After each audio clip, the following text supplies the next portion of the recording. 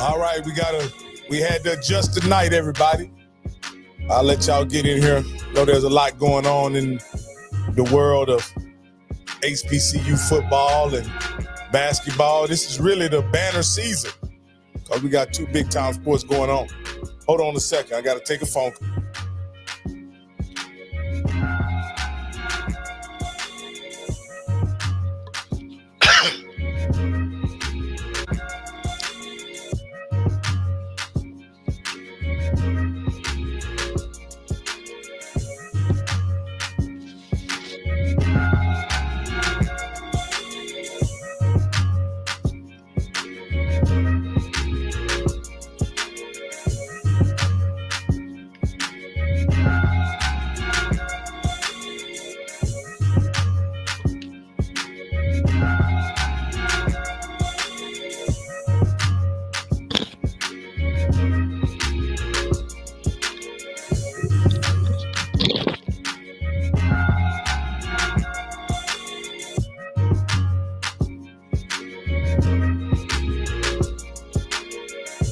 All right, they coming in here, Coach. They coming in here.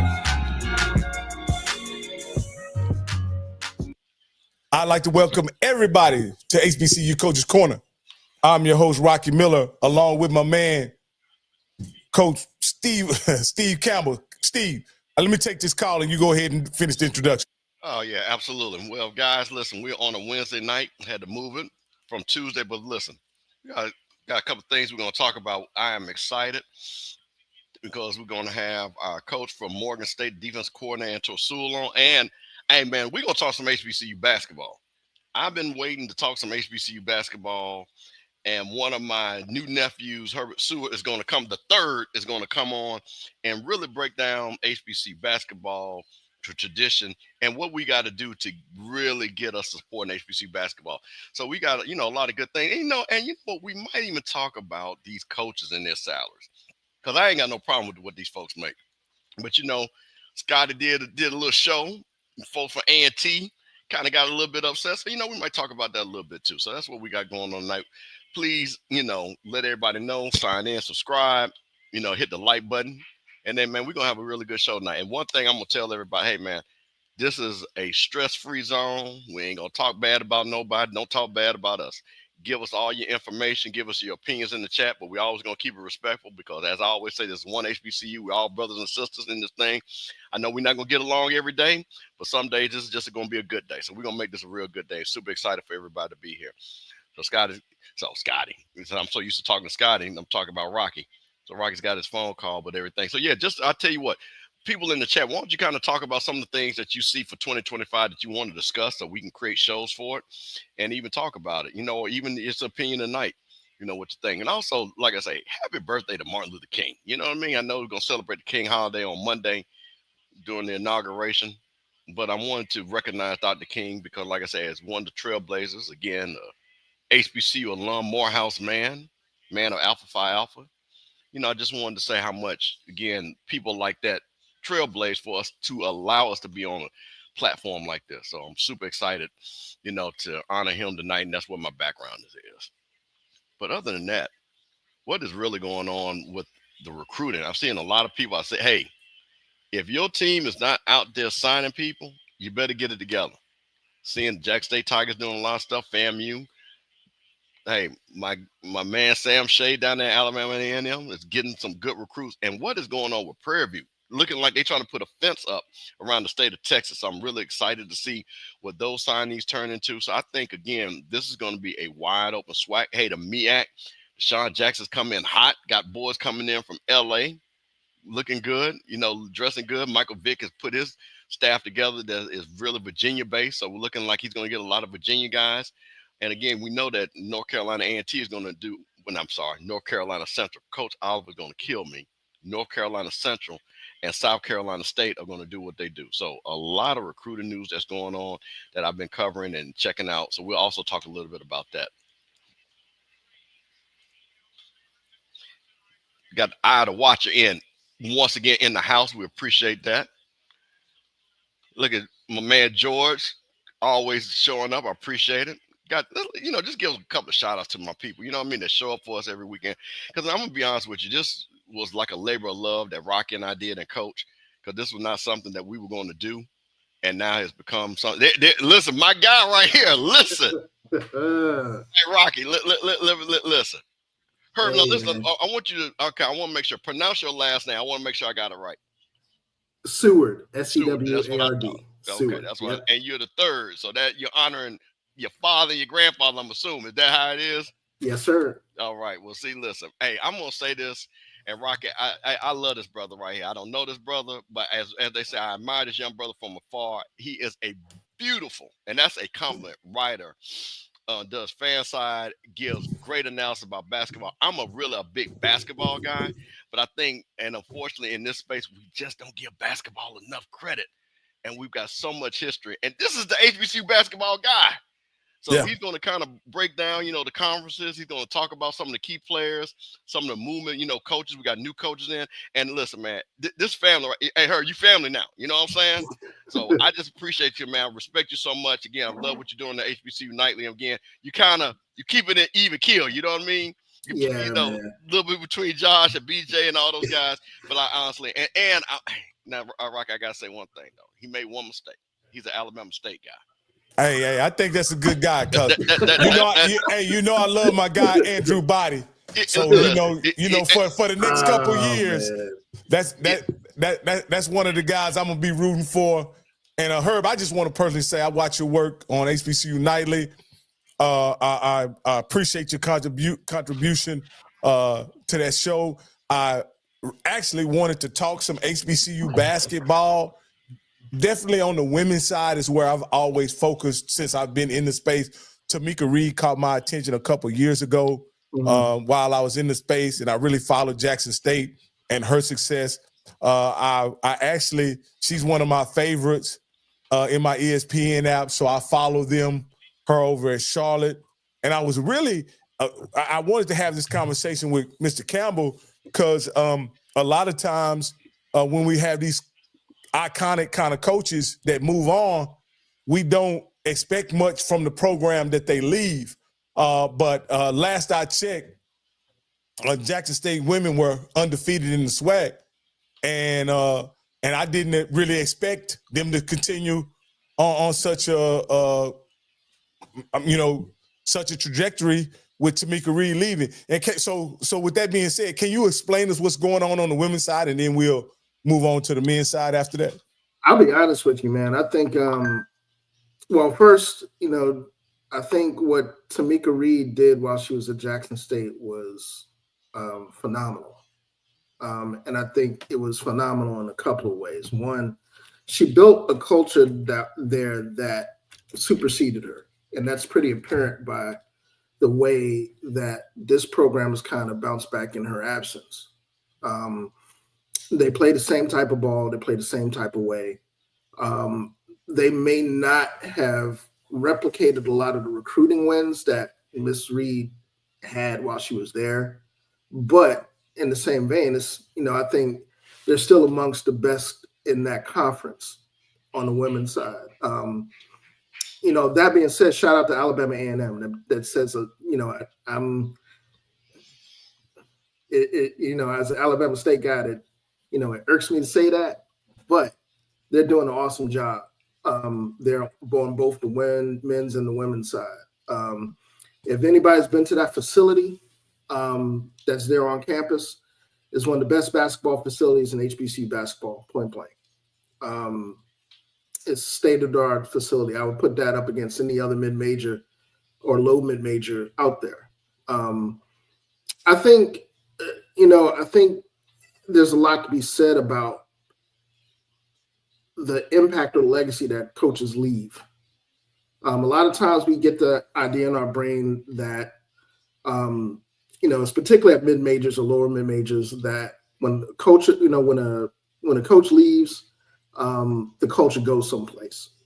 And that's not necessarily the case. That coach brings in people, influences people, and those people tend to take what was learned under that watch and apply it.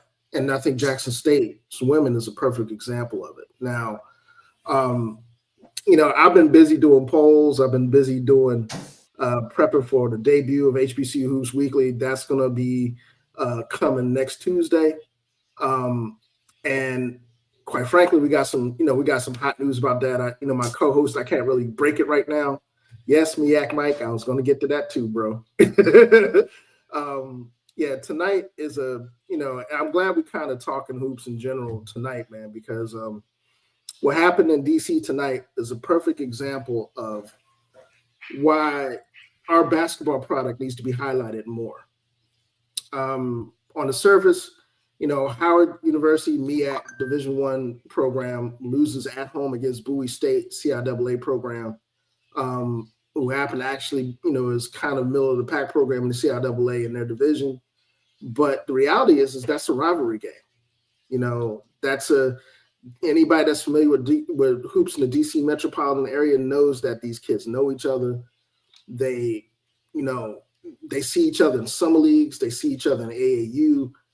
They saw each other in high school in a lot of cases. There's a lot of pride when these games are played. And anybody that's been watching MEAC basketball this year, knows that this isn't some fluke or a flash in the pan. Howard's been really good at times this year. Norfolk State's been the class of the conference. They've played, an incredible schedule out of conference. They beat James Madison at Eccles. They went on the road to number one Tennessee at the time and really gave Tennessee all they could handle for at least three and a half quarters of the game. I think they only lost by like maybe 10 or 15 points, if that. They've been one of the best, arguably the best HBCU Division I mid-major out there. And it's a tribute to what Robert Jones has done with that squad, with that program. They got some outstanding players. There's been some outstanding performances in HBCU basketball. Howard's freshman, and I call him like the freshman of the year in all of HBCU basketball, and Blake Harper. Cam Hobbs over in Morgan State. They pulled off a win against Norfolk State, ironically, on their home floor. He's had 7 or 8 plus 20-point games, straight. And a lot of these performances, we really don't get a chance to see a whole lot because, again, our platforms are, kind of limited in terms of what we see on the mid-major side of Division I and Division II. Speaking of Division II, the CIAA is a track meet at this point. You've got 2, undefeated teams in the division, in the Northern Division in Virginia State and Lincoln in Pennsylvania, Julius Hodge. Anybody that knows who Julius Hodge was from ACC days, that's old school ACC guy. And he's come in at Lincoln and turned that program into, he hasn't missed a beat. Lincoln won the CIAA last year, and they look like they're on the course to not only return to the tournament as a favorite, but they look like they can repeat. Virginia State is undefeated in conference. They're 10-5. There's a lot of really good basketball being played. Well, let me ask you this question as a guy who is a Texas guy and trying to really understand the brands of HBCU basketball, because that's kind of in college basketball.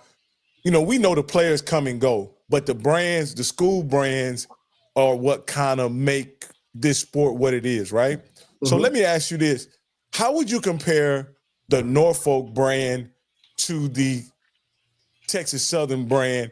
Because I'm very familiar with the Texas Southern brand and what it brings to the table as far as basketball. How does Norfolk compare to that pedigree at Texas Southern? Well, I think there's one thing to remember about Norfolk is that their brand transverses 2 conferences and 2 divisions. Anybody that's familiar with Norfolk State, they have CIAA roots. Norfolk State, was old school CIAA back in the day when CIAA was winning national championships. Texas Southern, from a SWAC perspective, I think their brand is comparable. But I think one thing that we have to understand about a lot of these attachments, especially for our schools, is that the regional attachment has a lot to do with how we perceive the brand. Like in this case, Texas Southern has a really, really good basketball brand, but the fact that football is king in Texas and in other places in the South, it might not necessarily get the type of traction that a Norfolk State brand or Virginia Union brand or Virginia State brand might get in that region of the country, because basketball is quite frankly a bigger thing in that part of the country in terms of how we perceive it. That doesn't necessarily mean that the programs are better or not as good. It's just more so a regional byproduct of what people embrace. That's to say, in terms of SWAC, visibility, I think, Texas Southern's been the standard bearer, they've been the standard bearer for a minute, for a good decade at least. Grambling had a really good year last year. The actual performance of the conference in general, notwithstanding this year, because I got some thoughts about the way they've scheduled in the last 2 years, and I'm gonna save that for my show. Yeah. But I think there's a lot to be said about the nature of what SWAC schools in particular have to deal with in terms of scheduling, in terms of how they have to schedule and how they have to travel in order to, kind of, for lack of a better words, pay the bills and keep the lights on for those programs. Hey. Now, I think for me, admittedly, I've been ultra critical of that because I'm a big fan of more regional scheduling and more regional ways of getting partnerships with different conferences, different mid-major conferences to kind of compensate for it. Because a lot of times we talk about, conference perception of conference strength. We can see that in the net and Ken Palm rankings for conferences and stuff. It doesn't fare well for us, particularly in the SWAC. This year it's been pretty brutal, but I think that's not indicative of the basketball product or the quality of the product, because I think once you get in conference, I think the SWAC is going to be just as exciting as the MEAC. I mean, in my opinion, it's wide open. You've got Jackson State at the top of the conference right now at 3-0. Prairie View is right there. And some of the favorites that we were looking at, I mean, Southern's at the top of the conference. I think Southern right now is probably the most balanced squad in the conference on paper in terms of their performances. But I think the big thing about, and I want people in the audience to really kind of understand where I'm coming from in terms of how we perceive the basketball product, is that, again, in SWAC country, football is king. There's no other way to say it. And it, even when football's in its off season, football's still king, because you're still talking about off season. You're still talking about recruiting classes. You're still talking about spring football. You're talking about hires for coaches for specific programs. And that narrative just kind of dominates that whole thing, and that's not necessarily a bad thing, but I think it's something that, particularly in our schools in particular, we have to really embrace, a lot of the rivalries the same way we do in football, on the football side. Herb, let me ask you a question. One of the things that we know, and we've seen this, how big of an impact is the transfer portal been in basketball? We've seen it in football, but do we see a lot of guys moving down from, again, D1? Well, like we're all, let me say this, let me clear this. We are all D1, moving from a larger school to as HBCU mid-major. Do we see a lot of that transition, or are these teams really being built by coaches that are recruiting high school players and building these guys, such as a Norfolk program or what Johnny Jones is doing down at Texas Southern? I think it's both. I mean, I think the transfer portal has been huge. And I say this for mid-majors because I think one thing, the difference between basketball and football is that it takes a lot less to transform a program. Okay, you get a good coach in, you get a good staff in, particularly staff that understands the importance of the portal and the importance of local recruiting and actually getting out and navigating, whether it's high school recruiting, whether it's getting onto the local AAU scene and recruiting or recruiting JUCOs. I think both are factually correct for us. If you look at Hampton, Hampton is what? They're 9-8 in the CAA this year, which is a complete turnaround from last year. Head coach Ivan Thomas, brand new coach, came in from Georgetown, completely revamped that roster in terms of the transfer portal, in terms of local recruiting. He's a local guy, from the Hampton Roads area. So he's tapped a lot of those relationships with a lot of AAU and high school and other entities in that area. Same thing could be said for Howard. Kenny Blakeney has done an outstanding job there. I've already talked about Blake Harper. Blake Harper is a direct result of Kenny Blakeney's, ties to the DC metropolitan area recruiting, specifically one of the best high school conferences in the country, if not the best, in the WCAC. That's where, Blake Harper comes from. He's a Gonzaga product. Anybody that's familiar with the WCAC, you're talking about DeMatha, Paul VI. That's that Washington Catholic League where Exactly. you're talking about a lot of superstars that and I saw you're originally from DC, Maryland area? Yep, I'm a native Washingtonian. Okay. Born and Okay. raised. Well, Yeah. I think just on a side note, I used to live. Well, I'm actually from DC. My father was a disc jockey in DC. Okay. So WOL, WOK. So Oh, I'm yeah, very, dude. Yeah, man.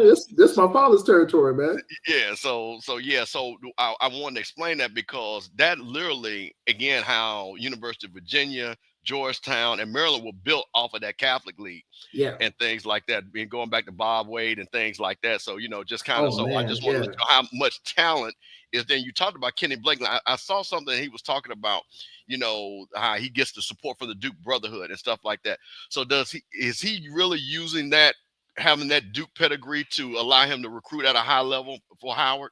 Absolutely. I think it's not just that. I don't think it's just that pedigree either. I think his pedigree as a DeMatha grad holds just as much sway, if not more so. Just to kind of give you an example, him and Mike Bray, who was at the time he's the head coach of Notre Dame. When he first got the job, he called up Mike Bray and asked to get a home and home with Notre Dame. And lo and behold, he got a home and home with Notre Dame. Notre Dame, came to Burr and played. I think this was the first year where Kenny pulled McCord Maker. Yep. Who was just anytime I did an article for Fansided about that, and he was, one of the highest ranked, recruit prospects that anybody has pulled at HBCUs in the past decade. And essentially, that relationship, was the jump start of that. Since then, he's been able to get, he's been able to schedule effectively, get home and home. First it was Notre Dame. Then it was Cincinnati. He's done things. He's been really innovative in terms of how he's not only used the portal and approach recruiting, but, as NIL's become a part of this environment, he's utilized that too. If you look at his staff, he has he's one of a few HBCUs that has a general manager for the basketball program. There's an NIL collective that Howard has that they have embraced that aspect of it.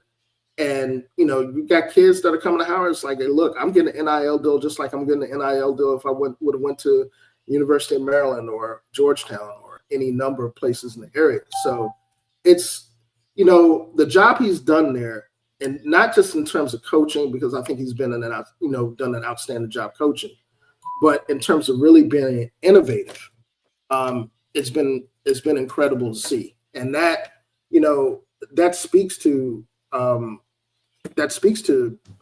the quality of the coaching core in that conference as well, because you got Kenny Blakeney, you got Lavelle Moten, who's been the face of North Carolina Central basketball for as long as I can remember. Robert Jones, Coach Martin down at South Carolina State, who's, low key has done an absolutely incredible job of retooling that roster. Anybody that's seen South Carolina State this year play on the road, they've given Xavier all they can handle. They've, went on the road to Georgia and was up like 15 on Georgia until losing it at the end.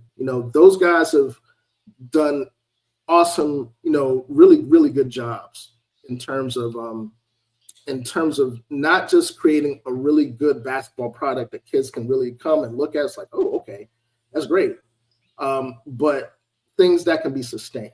And I think that is something for us collectively as we talk about the HBCU basketball product, that's very important. Because a lot of times, oh, go ahead. I'm sorry, Rocky. No. I didn't mean to interrupt you. I was just going to ask you a very simple question. How are these coaches, and you guys may have mentioned it when I was off, but how are these guys using the pool? We know how they're using it in football, right? Mm-hmm. But how are they using it in basketball to improve the overall talent level of HBCU basketball? I think that's a team by team, case by case type of thing. Like, for example, in Hampton's case, Ivan Thomas had to come do a complete overhaul. So he hit the portal really hard, got a lot of transfers in that, ideally were looking for playing time. I know when he landed, Farrakhan's nephew, Noah Farrakhan, as point guard there, that kind of opened the floodgates for him a bit. He landed a transfer from across town in Norfolk State, George Beal, who's, taking on a starring role. Wayne Bristol, who used to be at Howard, and, he transferred back into the Hampton program. I think depending on where you're at, what program you're talking about, the reliance on the transfer portal is there, but it may not necessarily be as prominent at some programs as it is at others. It just really depends on coaching philosophy. And it depends on, how quickly somebody has to retool a roster. Like, for example, if you have some programs that have like really, really, a complete exodus of players that are leaving. And in that case, I know Alabama State's been known to hit the JUCO ranks a whole lot in terms of tooling their rosters. Not so much the portal, although the portal has become a really good big thing for them this year with Deontay Bass coming in from Georgetown and Tyler Mack coming in from University of Maryland, Eastern Shore, and some other places. I think, again, how we look at the transfer portal as it relates to mid-major basketball, HBCU basketball in particular, is a little different than what everybody else does. Because a lot of times we'll be taking those transfers that are coming from JUCO and that are looking for playing time. NIL may not necessarily be the focal point for some of those programs. Like Howard might have an NIL program in place, but somebody like, say, South Carolina State might not, or Coppin State might not. Coppin State might heavily rely on JUCO and high school recruiting to develop players because of their proximity to the Baltimore market and their proximity to Baltimore public basketball and prep basketball. So it really depends on the coaching philosophy, what the coach is aiming to do in terms of how he's trying to build that program. But I think one thing that our audience needs to kind of understand, absolutely right. Yeah, there's a lot that happened after Len Bias's death. And I mean, yeah, anybody that's from the DC metro area, man, you know. That Maryland program was in purgatory for a long time after that happened until Gary Williams hit. But, I think Jonathan Barrett in the chat mentioned something that's really interesting for Mo Williams. Yeah, Mo Williams, part of the reason for him going back to Jackson State was recruiting, because he has those networks and has those ties in that area of the country because he's from there. He's tied into those networks. So whether it's JUCO, whether it's, him pulling somebody like, Deontay Ruffin, who's a McDonald's All-American. That's very rare that any HBCU pulls a McDonald's All-American. He landed him at Jackson State, and he's making a difference this year. He sat out last year. It really, really depends. It really depends. I know Texas Southern has prided themselves on developing talent, taking the occasional transfer. Prairie View has been more active in the transfer market in terms of the portal. It's same thing with Grambling. I think Grambling has really, out of anybody in the conference, I think Grambling in the last 2 or 3 years has been the success story for how you use the portal. because they have really, transformed that basketball product of Dante Jackson, utilizing the portal. So I think that in itself was, that was A1. Yeah, I wanted to also ask you this particular. Hold on, let me get my stuff right. Uh-oh. No, I got you. I got you. Yeah, I had your sound, but not your video. So this is what I wanted to ask you. And I'm not picking on the Rattler, but there was a lot made of their head coach when he was hired, and I guess you could say the overall acquisition of him and how he was acquired, this, that, and the other.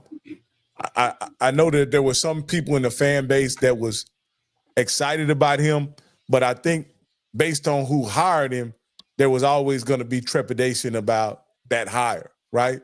So can you just break us down on what you thought about that hire and also how it's going so far for the FAMU Rattlers? I mean, to be quite honest with you, I thought it was a steal. If you've seen what Coach has done at the NAIA ranks at St. Thomas, which is not an easy place to win at, regardless of division of basketball. Dude is a winner. Kerry can build programs. And the fact that, AD Sykes was able to pull him and hire him, even with all the controversy and stuff, and I don't want to necessarily minimize how much of an impact that had, because, I have my own personal views in terms of how you treat coaches once you hire them. Well, okay, listen, I'll say it for you. And this has, if you don't like it, you cannot hire a coach on a 1-year contract. Exactly. You just can't. You can't. And I understand. Here's the thing, and I'm going to say this, and I'm going to get 50 million texts. This just goes to show you that the lack of knowledge about basketball. You know what I mean? And thinking that you can just turn it on off, but so that to me, out of one of the things, and I'm pretty sure that our new AD again is going to be able to evaluate Coach and to give him the proper contract that's going to allow him to build a program. Because honestly, if I'm Coach, you coaching 1 foot in, 1 foot out. You don't feel comfortable. So I'm just saying that. So you don't have to say it. I will say it. But yeah, that was kind of concerning. So there you go. Yeah. Well, let me speak on behalf of the OBGs. Did she have the latitude to offer him any more than that, considering how her situation was in turmoil? Well, I'll just say this, man. I mean, regardless of whether the AD had the latitude to do so or not, and I'll just say this from the perspective of a coach, if an AD has faith in you to transform their program, which is what they're asking Prairie to do, that board of trustees undercutting that AD is essentially undercutting that coach. I don't care what anybody on the board says. I don't care what the rationale for it is. It's sending a direct message to the coach that you don't believe in me to do the job. And that's something that is quite literally, that's a no-no for any coach at any level in any sport.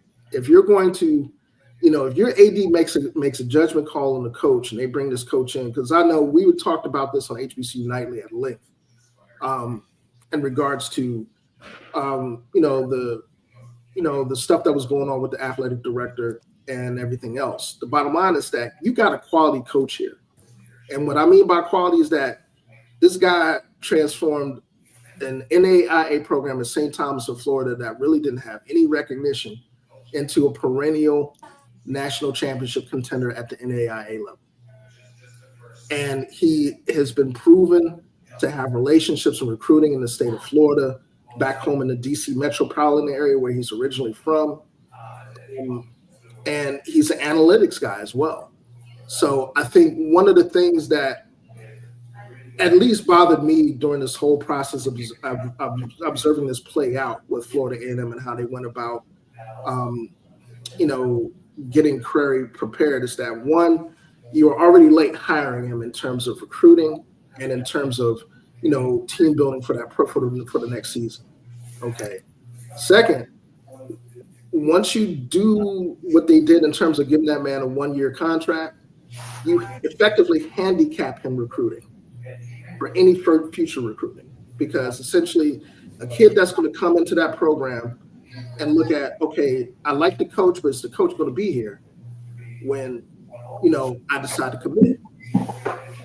You don't know that. And as the coach can't really give you a definitive answer, just yes or no, to say whether or not, hey, look, I envision you playing the 1 or the 2 here.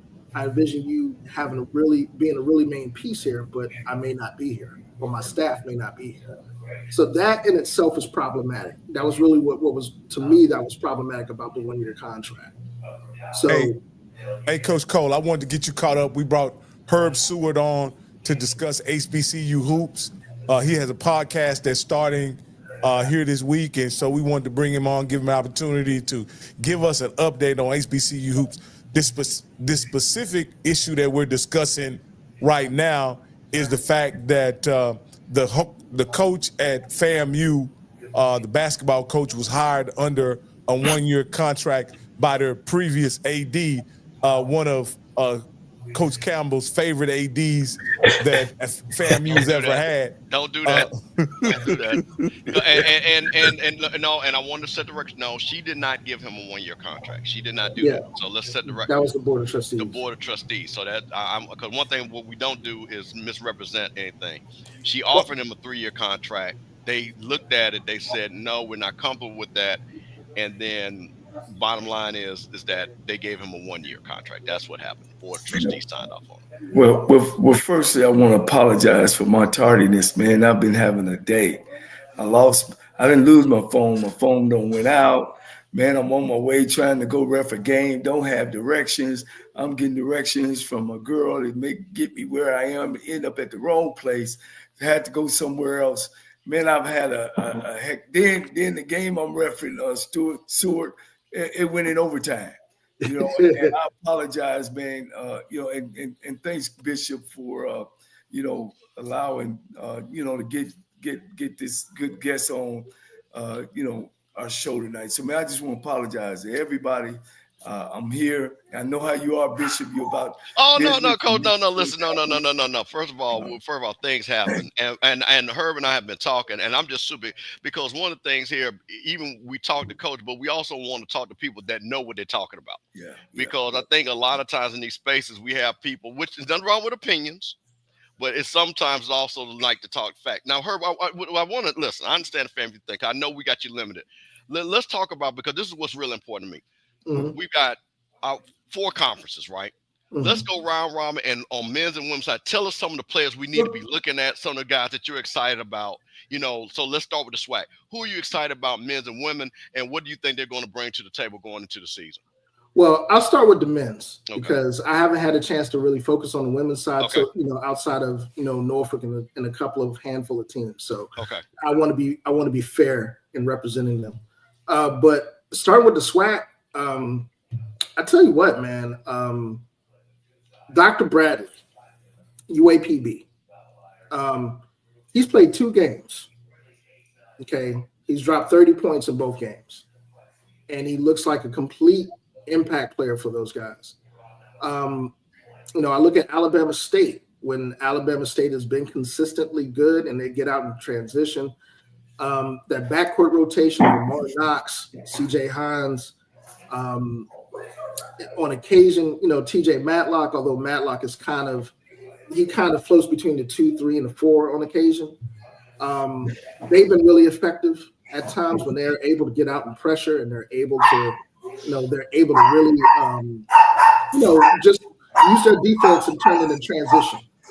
So I like them in the SWAC. Southern University's is balanced, man. Balance. To me, they're the most balanced and most effective squad, on both sides of the court in the conference. Derek Tanzino is an anchor for that squad. They got a French guy, point guard. I got him, honestly. Melanie, I'm not covering up, man. I'm not. They've got a French guy. I don't want to butcher his first name. His last name is Diomasi. I think he's a bona fide player of the year candidate for them. He's been out. When he comes back, correct. Alabama State does live and die by the three. They really don't get a lot from the post play. I think, okay, there you go. I think, when they get Diomasi back, I think they're going to be extremely effective. Marcus Tankersley has been really good for Alcorn.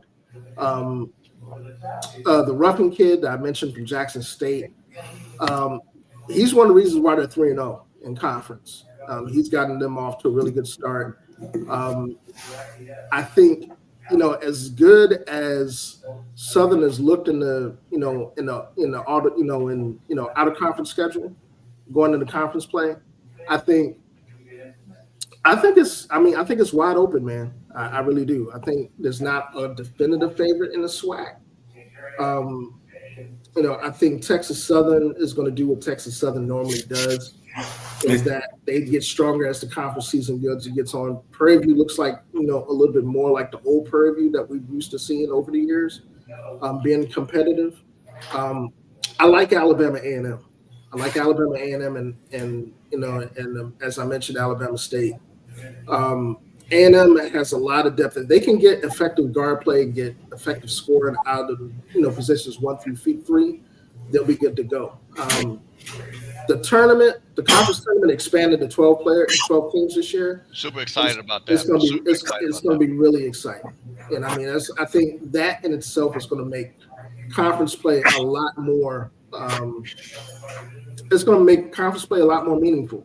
Not that it wasn't already meaningful, but there are going to be more positions for people to get into conference play. And once conference play hit, you know how March is. You know how conference play is. You got upsets. People can win. At any point in time. So, as far as the SWAC goes, I'm looking forward to that.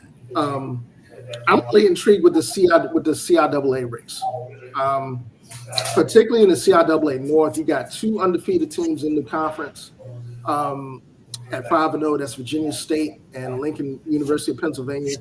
By the way, which another ACC guy, Julius Hodge, he's head coach at Lincoln this year, and those guys have not missed a beat. They won the CIAA last year, the CIAA tournament, and they have really effectively hit the ground running. This is one of those things where when I say the transfer portal can really, give you a ready-made team under the right circumstances, particularly at lower divisions of Division I or at D2. This is a perfect example. If you look at Lincoln's roster, that entire starting lineup is transfer portal. Wow. The entire starting lineup, maybe with the exception of Thomas Seward, who was a returner from last year's conference play. Now, are they getting a lot of guys from the Philadelphia area? Exactly, Philadelphia and New York. And that's again where Julius Hodge's recruiting ties are at, and that's where he's pulling a lot of those kids from. Whether it's from transfer portal, whether it's in terms of high school. Conrad, I got a good I see your question. What's the problem at Morgan and Coppin, coaching or something else? My colleague Banks on HBCU Nightly may not like to hear this about Morgan because I think he doesn't. I think Broadus is worn out his welcome with him. But I think Morgan has always been a piece or a component away from really fielding really good teams.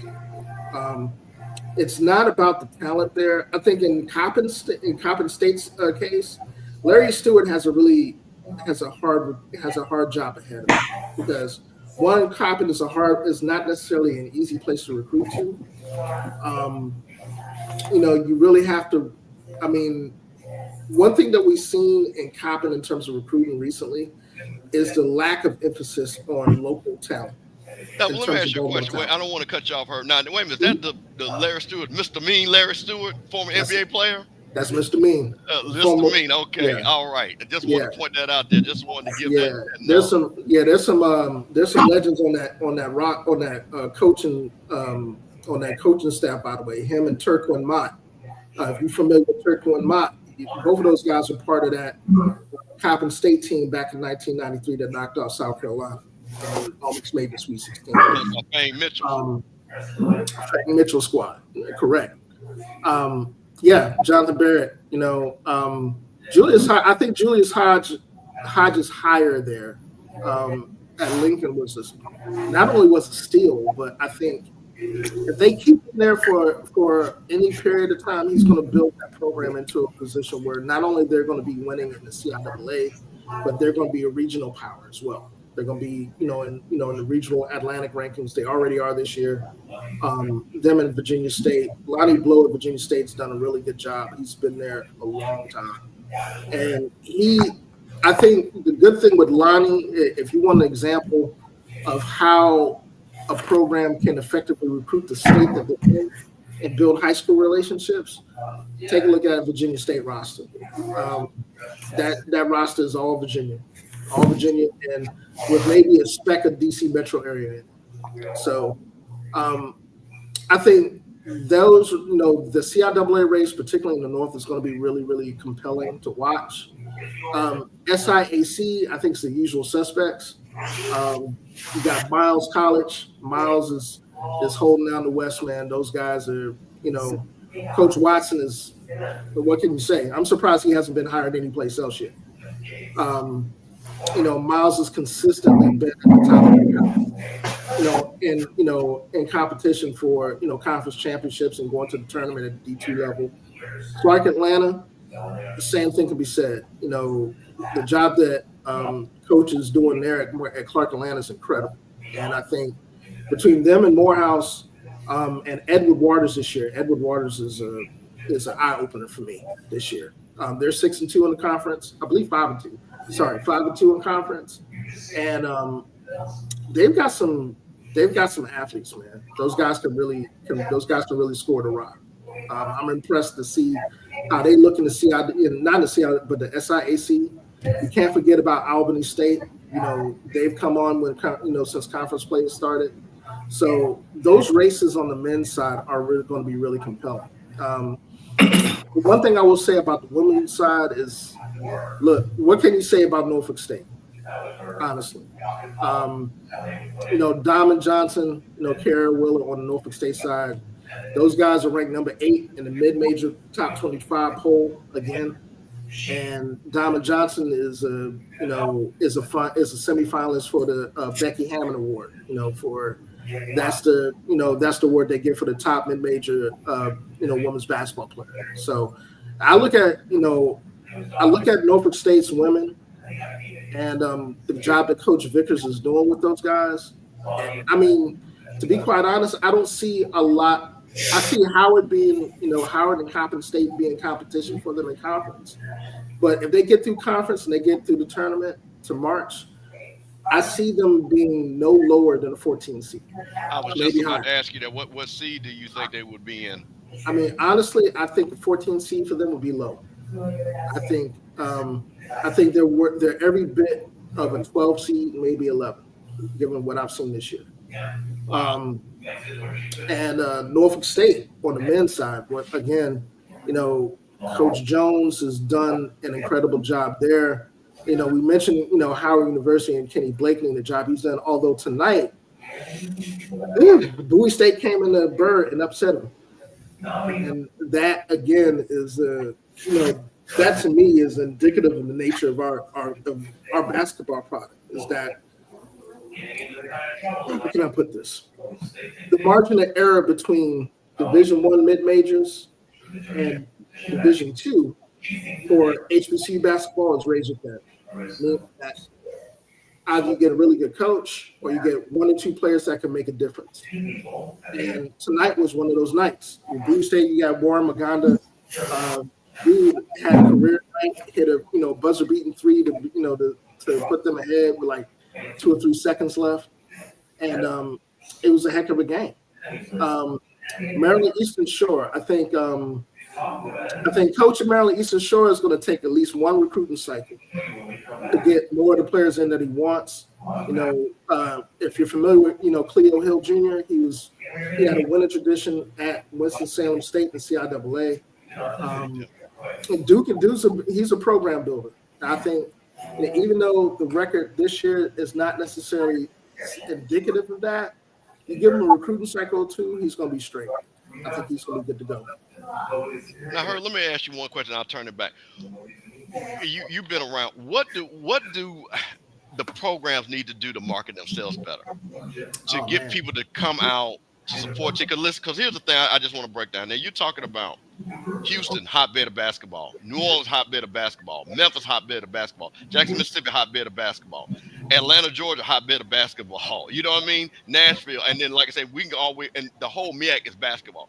But we have cities that are basketball, have a nice, beautiful high school basketball history, but it just does not translate for people going to the games. And I understand we are, as SWAC is known the football conference, but we have had outstanding basketball players that have come through the conference. And what do we need to do?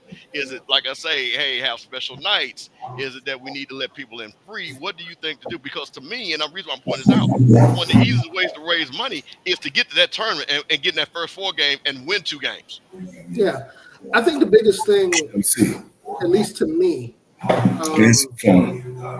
I think the biggest thing to me is, one, it starts on campus. It starts with getting, building a really good game day environment, and that starts with student culture. That starts with, making it an event to go to a basketball game. Like, for example, you take a look at, some of the usual suspects in the D1 side. Like, let's say I'll use Duke. I absolutely hate Duke, but I'll use them as an example. Yeah, I hate that you did that, but that's okay. We're gonna let you slide on that. Hey, I'm a Maryland guy, baby. Yep. But Duke, besides them having a really, really great basketball product, it's an event to go to a Duke basketball game. It's, the ticket to get into a Duke game is, it's standing room only. It's hard to get. You got the kids that stand outside for days, overnight, 48 hours before a game to get into a game. Now, that's not to say that we have to have that type of cachet, but the biggest thing that we can do is start to make those events, particularly for students that, are going to be, some of the main people that are populating our games during the season, to make those things an event, incentivize being at games. Now, that doesn't necessarily mean, okay, run a contest every 5 seconds, so you can, win a television to be at a game. That means make the game day experience an enjoyable one for students. And more importantly, particularly for HBCUs, since we're the central part of our communities, that appeal has to extend to those communities as well. So, like, for example, I use Montgomery as a great example. When I was at Alabama State, the Acadome, to me, it's still one of the best, venues to catch a college basketball game in the SWAC. However, unless there's a rival there like Alabama A&M or Jackson State, you don't see the type of influx of fandom to fill that out and make it a really good game day atmosphere. And that's something that, again, I think that varies from program to program, because I look at Norfolk, I look at North Carolina Central. Those guys don't have any problem getting local, because fans have embraced, those basketball programs. Conversely, I look at Morgan, I look at Coppin. Howard has gotten a lot better since Blakeney has gotten there, because they've done a lot better job in terms of marketing to the local community. And the students are really well engaged when, they're approaching that status where going to Burr during a conference basketball game is an event. So right. The environment there, it reflects it. I think that has to, for our schools across the board, that has to change a lot. Now, I'll give you an awesome example at the NAIA level of, that being the case, and that's Langston. Langston, I talked a lot about Langston last year during first season of my podcast. Those guys came within an eyelash of winning the national championship at the NAIA level. That's the coach I thought we were going to hire. I thought there was going to be an opportunity to bring him to FAMU. Yeah, I got a chance to talk to Chris. I had a chance to interview him, and Chris Wright is well, I'll just say this: if anybody you know, in HBCU basketball hires Chris Wright, you better roll out the red carpet for him, because that dude is worth every penny. And there's not too many coaches at any level that can go to a winless program and transform that winless program within a season to 23 wins, 25 wins, 30 plus wins back to back. That is amazing. You don't see it at any level. No. You know, I think, you know, shout out to Coach Wright. He's been, you know, he was really gracious in terms of giving me his time last year, you know, and covering his program. But I mean, I say that to say that who you hire in that program that generates excitement has just as much impact as the marketing that you do. So, for example, again, I'll go back to Howard. Those guys hiring Kenny Blakeney had immediate dividends because of his pedigree, because of his ties to the area. He's a native Washingtonian. You know, he's from that area. You know, he went to DeMatha High School. Those ties by themselves have paid back, you know, more than its fair share in terms of, you know, growth for that basketball product at Howard. Lavelle Moulton, you know, school legend. You know, that dude is going to be in North Carolina Central's Hall of Fame next year, you know, at some point, if he's not already. He's the face of their program. Right. There are plenty of years he could have been on staff at University of North Carolina State, you know, any place in the state, but he chose to stay at home, and that's the reason for the longevity of that program. You know, Robert Jones is doing the same thing in Norfolk. I'd say that Coach Waterman at Delaware State is starting to do the same thing there. Anybody seen Delaware State this year? They're an incredibly effective offensive team. Okay, Herb, I got one last thing for you. Your way too early prediction. Who's going to win the SWAC? Who's going to win the MEAC? Who's going to win the CIAA and SIAC? And we're going to hold you to it so everybody can be mad at you. But listen, you got listen, because we try to listen, her. I'm gonna try to bring you on at least once a month until the tournament, because we got to get this basketball thing going. So give us the teams we need to watch, and listen, we know it's just a prediction. As they say, it's a way too early prediction, but we got 4 conferences that we all are part of that we all think. Who do you think? Who do you got? Man, I'm gonna start with the SWAC because look, I'm just gonna say this flat out. There's no way for me to predict that for the SWAC right now. I mean, if I were to say today, if the tournament started today, I would probably say Southern University has the best chance of winning the tournament, followed by Texas Southern, because again, their track record in tournament play, you know, speaks for itself. I was going to say, Herbert, you know, the bishop won't let me talk. But I'm a basketball guy. That's my first love. I played basketball. Hey, Coach, I won the bet, Coach. I won the bet because I knew you was gonna bring up your basketball career at Texas Southern. I was actually going to set it up. I was going to set him up. Hey, I've been sitting there talking. We talking all these schools. And Texas Southern is one of the winningest programs in college basketball. He talked about it before you got on, Coach. I did. If you come on time, I got the basketball guy on. See, he broke that down. Look, he didn't say we're talking about hair machine. I'll say this about Texas Southern, man. The one thing that you can count on with Texas Southern, regardless of what you see out of conference with that team year in and year out, is once they get into conference, particularly when, you know, the halfway point of conference play gets there, you start seeing that team gel every year. Without fail. By the time tournament time gets there, that's a team you don't want to see in the tournament, and it's played out repeatedly. And you see that, you know, with Texas Southern's performances in the first 4. Look, I mean, the track record speaks for itself. You know, as it relates to Scotty, you're wrong, dude. As it relates to, you know, this year though, and I say this because I think this is an anomaly for SWAC play this year in terms of what we've seen them, how we've seen them perform out of conference.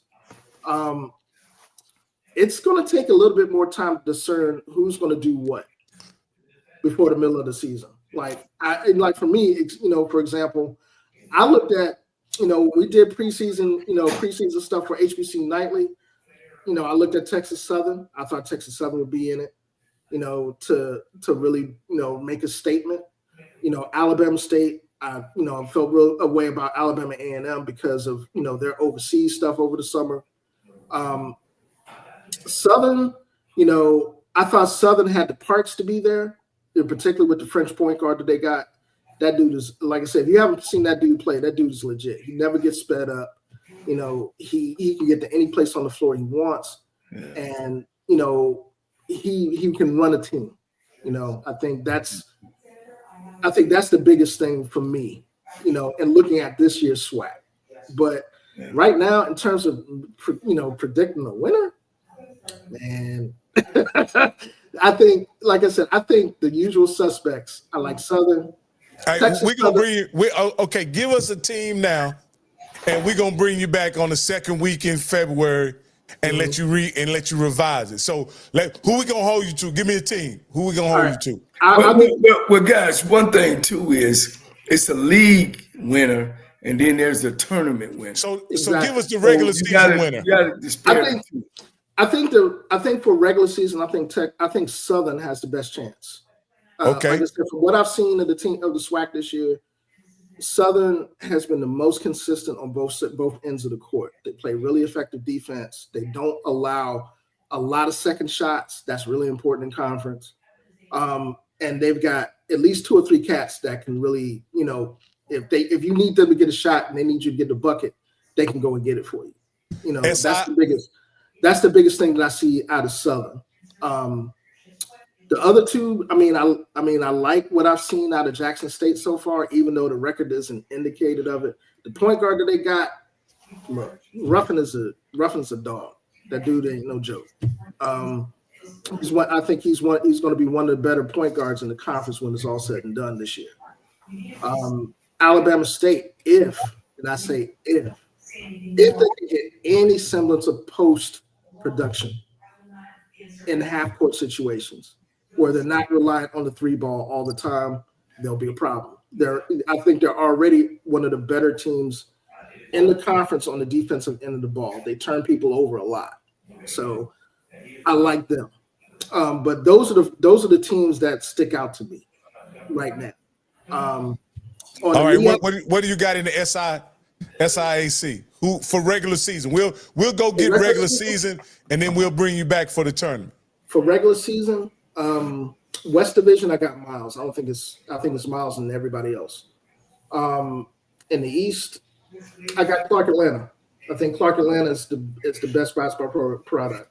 Followed closely by Edward Waters and Morehouse.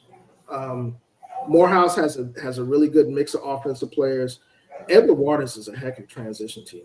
I've seen them on a couple of occasions, and yeah, I'm impressed by them. I was really surprised by the product that I saw.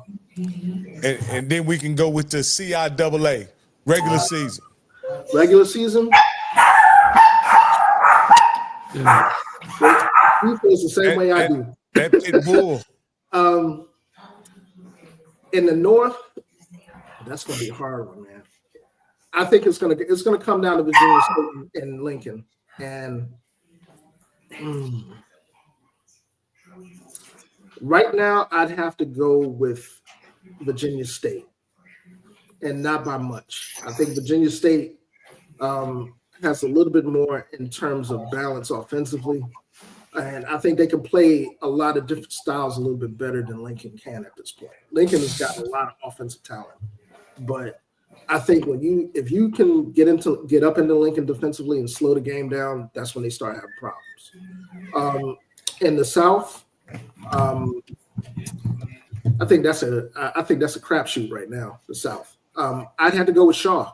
I like in seeing what I saw with Shaw this past week. I like them, but that's not saying much. I think it's between Shaw in that division and Fayetteville State. Okay. And for the grand finale, the last one is going to be the MEAC. That's pretty easy. The ACC of Black college basketball. Now, I'm going to put this caveat out there because, until I saw Norfolk against Morgan the other night, Cam Hobbs dropped another 20 point. I think that was 7 in a row for him. You know what? I still got Norfolk State. I still got Norfolk State as winning the regular season in that. And I think that performance on the road, was a tough one. Morgan has been a tough place, for them to win. On the last couple of occasions they played there. I think Morgan's a dark horse if they're consistent. And I think that's a big if. You don't know what Morgan team you're going to get every night. You don't know whether you're going to get the Morgan team that's going to put up, back-to-back 100-point games, or you're going to get the Morgan team that's going to allow 100 points. Howard, what I saw out of Howard, I got the same thing to say about Howard tonight, because they lost to a Bowie State team that, quite honestly, even though Bowie State's pretty talented, they should have beat. Howard is an extremely effective three-point shooting team, but they've got some injuries, particularly with Bryce Harper being out. That toughness element on the block, you could tell it tonight. They, Bowie State killed them on the glass, and they just, when they couldn't finish at the rim, they did, dribble line drives to the rim were ineffective, and they lived and died by the three, and they died by it tonight. So, I'd have to say Howard. I like South Carolina State as a dark horse, though. The way they play defense, and it's not just one person that they rely offensively. They get a lot of balance scoring, but they make it tough for you, full court, half court, they trap, they throw all sorts of exotic defenses at you. The guards have to really be tough with the ball, and they have to make decisions with the ball in order to play against them. When I saw them play against Xavier, Ohio earlier this year, they were giving Xavier fits. Those guards, Xavier was lucky to leave with a win. Same thing with South Carolina when they played on the road to South Carolina. So I think Coach Martin has a dark horse there, but I'd have to go with Norfolk. Do we have anything before we let you go, Herb? I want to give the two-sport letterman from TSU a chance to ask you any questions that he may have since he arrived late. You got anything else, Coach Cole? No, I would just listen to your comment about when Bishop asked you about why is basketball not as marketed or could be marketed better in Black college. And I think with the new transfer portal and the NIL and all that, I think that helps or will help Black college basketball. I agree. Because all you need is 5 players. It ain't like football where you need 22 or 33 guys, to really put things together. So how do you feel about that? You think, or have you seen in the last 2 years, influx rate of transfers into the Black college space? Oh yeah, absolutely. I think we talked about this prior to you getting on. I look at what Howard has done with their program, particularly what Coach Blakeney has done in terms of, really being innovative and utilizing NIL in that regard. It's not just, what he's done in terms of recruiting or what have you. It's the relationships that he's built. He's created new positions, on that staff to utilize NIL specifically. He's got a manager of operations for that basketball program. I think that's the only one that I know of anywhere in HBCUs that has that. And the innovations that he's done has really paid dividends immediately. Whether we're talking about his effectiveness in terms of lateral scheduling or his effectiveness in terms of getting recruits on that campus that would ordinarily not, let's be real, would ordinarily not even, look at Howard, because of perceived conference prestige or what have you. what he's done, particularly in that area of the country, because I mean, that area of the country is so talent rich that you could go, whether we're talking about the WCAC in terms of high schools, if you're talking about DC Public, you're talking about, PG County, which is, just a ridiculous, talent area in terms of basketball. That entire region, DC metro region, the corridor going up to Baltimore as well, they've been able to utilize a lot of that. And the interesting thing about it is that other HBCUs in the area, in the region, have benefited from what Howard has tried to innovate, because kids are starting to look at other HBCUs. Bowie State is a good example of that. You look at Bowie State right now, you look at that entire roster is PG County, DC kids. Yeah. And ordinarily, those Coach, kids. Where you out of? Where you out of? I'm a native Washingtonian. I'm born and raised in Washington, D.C. Oh, okay. Went to school at Alabama State, though. I see why you're talking about that East Coast ball. Oh, that's not to say, because I think there's some other really, really good hotbeds of basketball. I love Houston and Dallas, the Dallas Metroplex. A lot of balls come out of there. Herb, I got a question to ask you, and then this is my last question, I swear. Mm-hmm. In football, because this is, I think, and this is how I connect the dots as a someone who just come into the HBCU space, why basketball isn't as big a deal as football. Mm-hmm. In football, we have historical giants that play for HBCUs in football. I don't have to go down the list of historical giants. Do you have those same giants in basketball and we just don't hear about the schools that they went to?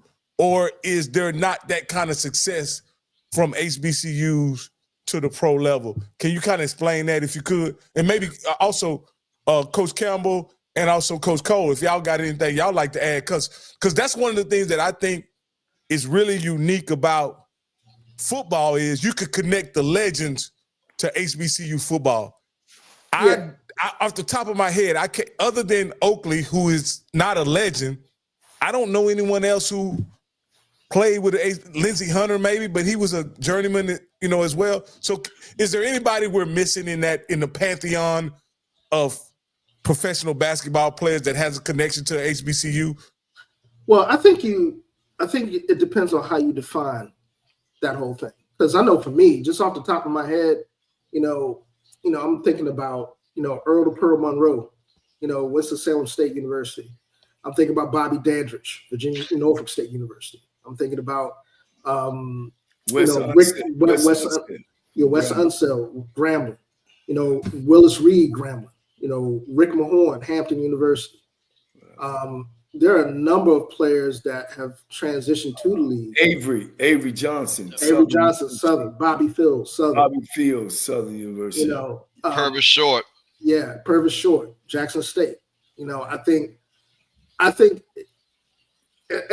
a good question, because I think, even if you didn't make the league, there are a lot of legendary players that can be connected to, HBCU basketball. Like we're talking about, like, for example, I can't talk about Virginia Union without talking about A.J. English, for example. A.J. English.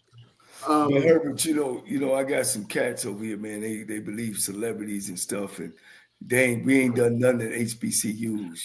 That's not okay. And then what's up to what? Coach, then they want to break us down Herbert, to years. No. 1980. So reason why I say Danny Manning's story isn't told without Kansas.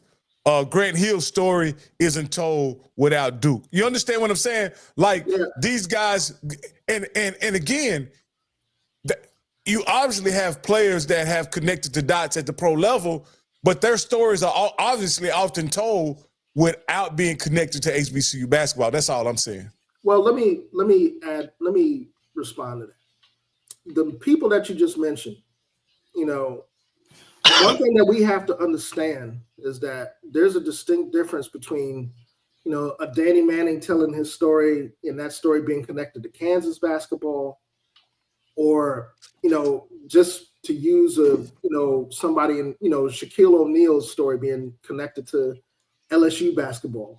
A lot of and this is something I want people to really understand about not just HBCUs, but mid-major, basketball in general. Those traditions at that level don't necessarily have those outcomes. If without the NCAA tournament, for example, like if you ask anybody off the street whether they remember who Wally Serbiak is and remember that he played, Miami of Ohio, if I'm not mistaken. Yeah, Miami of Ohio. They probably wouldn't be able to give you an answer. So or Ron Harper, absolutely. At Miami of Ohio. I remember Terrence Stansberry. Y'all probably don't know that guy. Yeah, he played at Mississippi State. So if I'm not mistaken, I think he's a Temple guy. If I'm not mistaken. No, Temple. Okay. They played at Temple. John. Mark Macon played at Temple as well. Yeah, also. Yeah. I think one of the things that we have to understand about HBCUs in terms of visibility is that we have to go above and beyond in terms of marketing, not just for our programs, but when our players, reach a certain level. Like I'll give you a perfect example. Shaw University has had two recent players that have gotten a lot of NBA looks. We're talking about Amir Hinton, the most recent one, and we're talking about Ronald Flip Murray.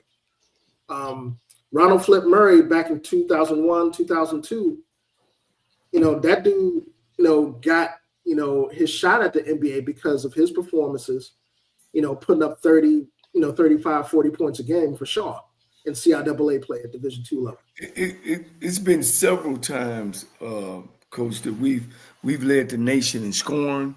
Murphy, Machine Gun Kelly, Avery Johnson led the nation in assists. It's been several times where guys have jumped up. Ken, shout out to Ken, man. It's good to see you, bro. Thank you for showing up on the show. So, sometimes you got to let some of these guys know that those things have been done. Some of those non-HBCU guys, they think we just showed up. Yeah. No, Coach, what I'm saying is a lot of times the connections to those big name players, the connections to HBCUs are often overlooked when the stories are being told. And I don't think, and again, this is just my opinion, somebody has to tell those stories. And if mass media isn't going to tell those stories, then of course those institutions have to make sure those stories get out. That's just my opinion. One thing we do, and I've been thinking about, guys, of course we all talk off the field. I mean, off the phones or off the live. And Herbert, you attest to this, is that we just don't do a good job or a great job marketing, period, in the HBCU realm. We don't keep up with history. Sometimes we don't salute our heroes for some odd reason. I kind of know, but I don't want to get into that. That's a whole nother story. And we don't understand about programs, what it takes to build a program. We're getting the celebrity coaches now, but that ain't it. We got to do a better job of marketing. We got to do a better job of no matter who the coach come in, that this is what you're going to do when you get here. You're going to visit here. You're going to be here. You're going to go here. You're going to go here. This is stuff that automatic. This ain't what a coach do not supposed to come in and market this program. He's supposed to come in and be a part of it and sell his program. Exactly. Those marketing avenues should be in place, and so we don't do a good job of that. Now, I'll just add on to what Coach Cole just said. Now, and I want people that are watching the show to understand that from a tradition standpoint, HBCU basketball is chock full of tradition. Whether we're talking about the CIAA, the SIAC. Now, if somebody asked you whether or not there's been a HBCU national champion, and at any level, whether it's Division I, Division II, or NAIA, the fact that people don't rattle off North Carolina Central winning a Division II or NAIA national championship. Virginia Union having a dynasty in the 2000s, winning multiple Division II NCAA national championships. Texas Southern, 1977, NAIA national champs. UDC, 1980 national, Division II national championship. Yeah. So I want people to really understand that marketing that we're talking about goes far beyond just the coach coming into a program, and having to lay the groundwork to, for recruiting or what have you. Like, I'll give you another example. I had to cover a couple of games at Echoes at Norfolk State last year, okay, for HBCU Hoops Weekly. You walk into Echoes, even though Norfolk State has been in the MEAC for the better part of more than 2 decades, you see the CIAA history in that building. You see Ralph Talley up on the wall.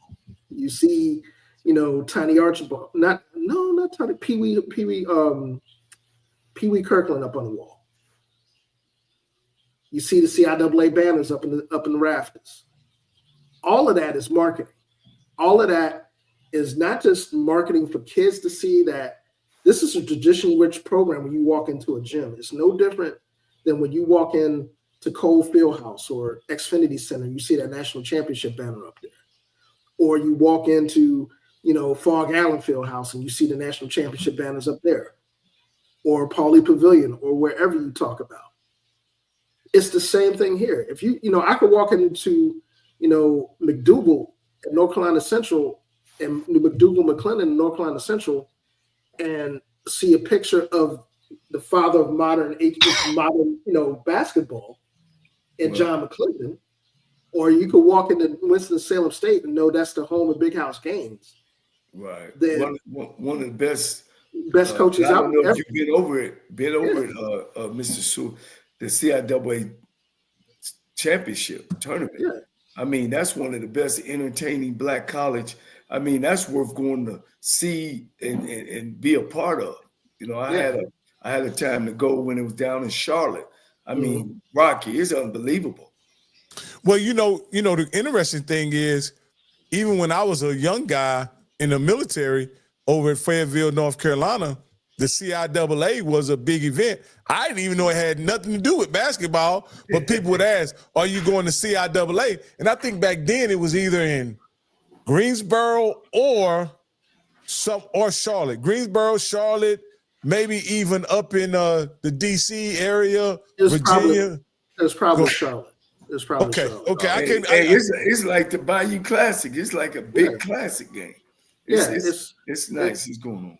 It's the same type of deal, and I think a lot of times people have talked about the CIAA, and CIAA fans will probably tell you is that over the years, the emphasis has gone away from the basketball product to the events surrounding those games, which to me that's a marketing thing. That's something that the commissioner that the powers that be that govern visibility for that conference kind of have a handle on. But in saying that, there should be absolutely no reason, and every school has this, what I'm saying?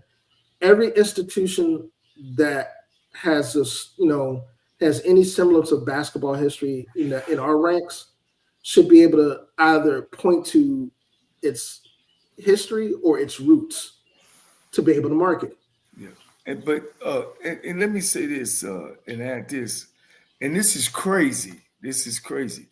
Most HBCU have basketball arenas that are better than the football field set up. Most of them got basketball arenas, because of this. They were able to take state monies and put the health department in those arenas to get them built. And like you say, Alabama, I played in Dunn Arena at Alabama State before they built the Acadome. Yes, sir. Texas Southern, I played at Adams Hall before they built the health and PE building. Of course, and I played in all other swag. But in black college, when you go to their campuses, 9 times out of 10, they're gonna have a hell of an arena. Yeah, and I think I think it's DeQuincy Edwards post something in the chat. Do you think we need our own tournament to crown a Black national championship? I think I'm kind of torn. One half of me says yes, because being able to centralize what we do is always important. But at the same time, you don't want to arbitrarily remove yourself from arguably one of the best and biggest sports spectacles there is, in the NCAA tournament. Well, and money talk now. Yeah, money talk. And to that effect, I know the BCIC Black College Invitational Championship is debuting this year as a postseason tournament for HBCUs. So we're going to be able to get an idea we're going to be able to get a chance to see a step in that direction. And one thing I do know, as long as the chairman of the NCAA tournament is also the commissioner of the SWAC, y'all Negroes ain't going nowhere. You hear me? Man, look. Shout out to Dr. McClellan, man. I'm good, but I think Coach, I had to comment on that. That would be hell of a coach. Yeah, we got a good TV package, and you bring 16. Well, I think you can open the season up with something like that. Well, I don't care how they do it, but we need to do it. That'd be a hell of a thing. Well, like I said, I think the BCIC, that's actually going to be a thing this March. So that is going down in Charlotte, if I'm not mistaken. You can ask Joshua Sims. He works with those guys that do that as well for HBCU Nightly. Those guys, I think that happens March 25th, if I'm not mistaken. Don't quote me on that. I think I don't think that's the exact date, but that's a step in the right direction. At the same time, I think what people need to really think about too is that our performances during the NCAA tournament, have been some of the more notable performances. Yeah, I didn't even know Coppin State was a black school. Yeah, Coppin State upset in South Carolina in 1993. Hampton beating Iowa State. Alcorn State beat Georgetown. Yeah, Southern University beating the brakes off of Georgia Tech. In 1993. So, those sorts of things. More recently, the most recent one, Norfolk State beating Missouri. Kyle O'Quinn. Run around the court. We know who Kyle O'Quinn is because of that upset. He got to the league and played. I'm not sure if he's still in the league or not, but he was playing for the Knicks in the league off of that run. It's, to me, one of the biggest things is visibility. And whether we're talking about the NCAA tournament, whether we're talking about media packages where we can see our games readily, because that's also a big key. If in today's media landscape, and this is one thing about the SWAC that it irks me a lot, because there's absolutely no reason for the SWAC basketball product to not be centralized on the SWAC digital network, at least for whatever games that aren't being covered by other ancillary platforms. So, like, for example, I can go out on YouTube and find the Alcorn State broadcast of Alcorn State and Alabama State, or Alabama A&M broadcast of whoever they play. But the entire premise of being able to have your own network is to centralize and own your own content. And that is something that the SWAC could do a lot better at. The MEAC could do a lot better at. The CIAA has kind of got it. I got to promote my company. HBCU Go TV is actually, having in television pro HBCU basketball games, women and men. So you can't find some of those games on HBCU Go TV. Yeah, and their broadcast coverage is really, really good. I've checked out the games on HBCU Go, on the Grio, which is, I think it's a subsidiary for you guys. Right. Yeah, basketball the quality of those games is excellent, and I think that's something that the more we get that type of exposure and that type of control over content, the more we can control our narrative and write those stories. I think sometimes, Seward and guys, what we're missing is all this stuff is still new to HBCU. All the coverage we get now. We play more games on ESPN than we've ever played. We got HBCU Go, we got another channel, we got our podcast. All this stuff is really kind of new to the HBCU realm. Yeah. And it should be. I'm gonna say that it should be. But then and again, our administration, and you Herbert, you understand this, it ain't, and I'm gonna keep saying it ain't celebrity coach. It's got to start from the top. Correct. And it's got to be programmed. And the thing about it, guys, is it ain't new. It ain't new. All we got to do is steal somebody's model, and frame it to our model. But we don't do that. You know what I'm saying? The template's there. And look, that's a good word. Template, you're exactly right. It's there. You just got to shape it and form it to your size. But you got to put your own money up, coach. Yes. Well, I'll just say this, man, and I'll say this as somebody that has been in the HBCU, sports space for a short period of time. My idea for HBCU Hoops Weekly, there's a website that goes along with the podcast where I do written content. I started writing for Fansided and for HBCU Digital and a couple other platforms for the express reason of talking about HBCU sports because I love it. I grew up, around back in DC Metro. I grew up on basketball. I grew up on Maryland basketball, Georgetown basketball. I'm a Lefty Drizzle, John Thompson kid. That's where I grew up watching those teams. I grew up, Len Bias era. I grew up, watching, I saw that upset of Coppin State at University of Maryland where they beat University of Maryland by about 20. That was the same year that they upset South Carolina in 1993, by the way. I got into doing this, and being able to give a platform to, just so we can have a platform, or at least have a platform, not just the only one, but because there are a number of platforms out there, that we can showcase our basketball product the way it should be showcased, highlight players the way they should be highlighted,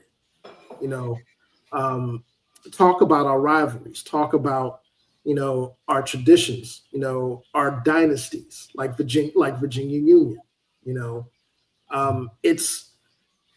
to me, it's very imperative that all of our conferences, the people that market for our conferences, have to understand that. Herbert, let me say one thing. I keep on hearing somebody talking about that I know what Michael Vick make. Look, Herbert, this is exactly what I'm talking about, and this is what you say, Rocky, about how important do we make our athletics, right?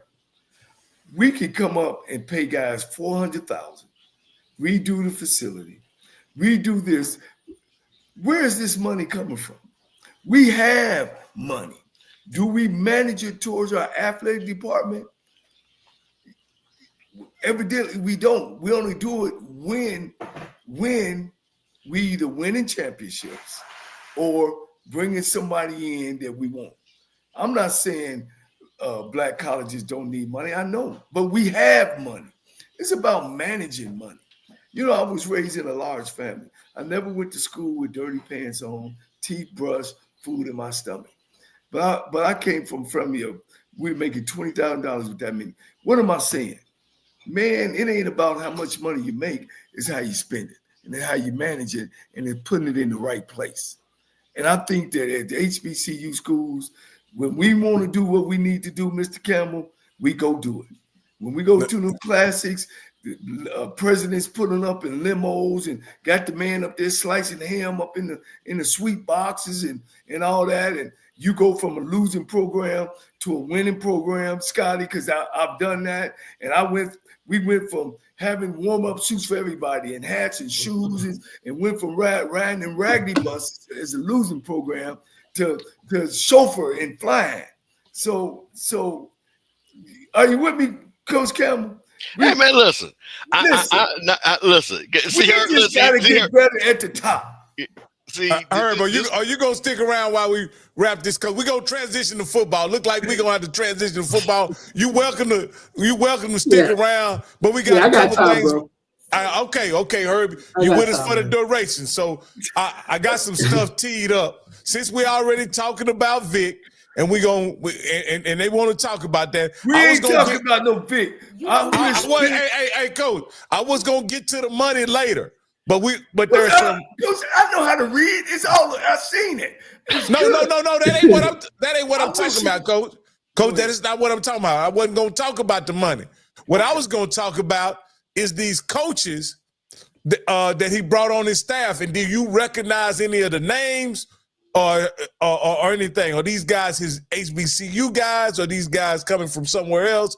And Campbell, same thing with you and Herb. Now that you on here, I want to look at Mike Vick's staff. I don't want to pocket watch. I just want to watch and see what he's doing. So I recognize the guys from Florida Memorial because they played Clark. Okay. Mm-hmm. Yeah. Okay. So what we got DeMarcus McMillan here.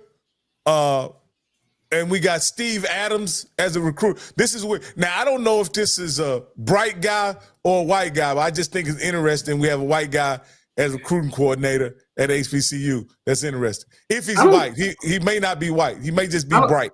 I don't think that's that big of a deal, to be quite honest with you. Let me say that. I don't like talking about no man's money now. Look, they can pay Mike $500,000. They get it when you can get it. All right. So then we also got this guy right here. We got Daryl Bullock. He's the assistant head coach. Now, I was trying to see if this guy had any other head coaching experience, somebody that Mike Vick can really lean on about how to, just how the head coaching thing works. I wasn't able to locate any, but if any of you guys know of any of his head coaching experience or kind of where he cut his teeth, put it in the chat. I'll just say this, man, and I'll just say this knowing a little bit about Vick's background and his ties to that area, to the, specifically to the Tidewater area. And we talked about this a bit on HBCU Nightly when the news broke and how, what direction you might see the staff taking. I think the biggest thing for him, particularly as it relates to building, a staff and a program that the local area outside of Norfolk State University is going to be able to gravitate to, namely the 757 and the Hampton Roads area, is that, you want to see if a lot of those guys have ties to the area. You want to see whether or not those coaches have ties to that area in terms of recruiting, in terms of their past and dealing with, the ecosystem there in terms of high school football or prep football. That to me sticks out because whether you're talking about football or basketball, that's one of the real foundations of how you go about recruiting. If you want, if you're accepting a job, and in this case, Michael Vick is accepting a job, forget the name Michael Vick. Remember that Michael Vick is a native son. He's from the 757. He's from the Newport News Hampton area. We talked about this. He could have ties at Warwick High School, at Booker T. Washington High School in Norfolk, at Oscar Smith in Virginia Beach. Some of which have been really traditional basketball, football powers, where Virginia Tech and a number of other people have come into the area and just got a lot of talent out of. So the first thing when I'm looking at the staff or looking at the people on the staff is what kind of ties do they have? We can look at the the coaching experience and everything and make an assessment off of that. But the first thing that I'm looking at is whether or not, these coaches are going to match his vision for what he wants the program to be.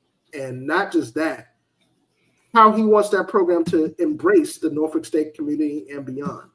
But Herb, let me ask you this. Can you build a program exclusively on the 757 and the 305 area codes? To be quite honest with you, a FCS program, absolutely. Absolutely. Because that's what it looks like. That's what it looked like he's done. He's gotten guys who have connections to the 757 and guys who have strong connections to the 305, and don't necessarily have any major or mid-major coaching experience. I don't think.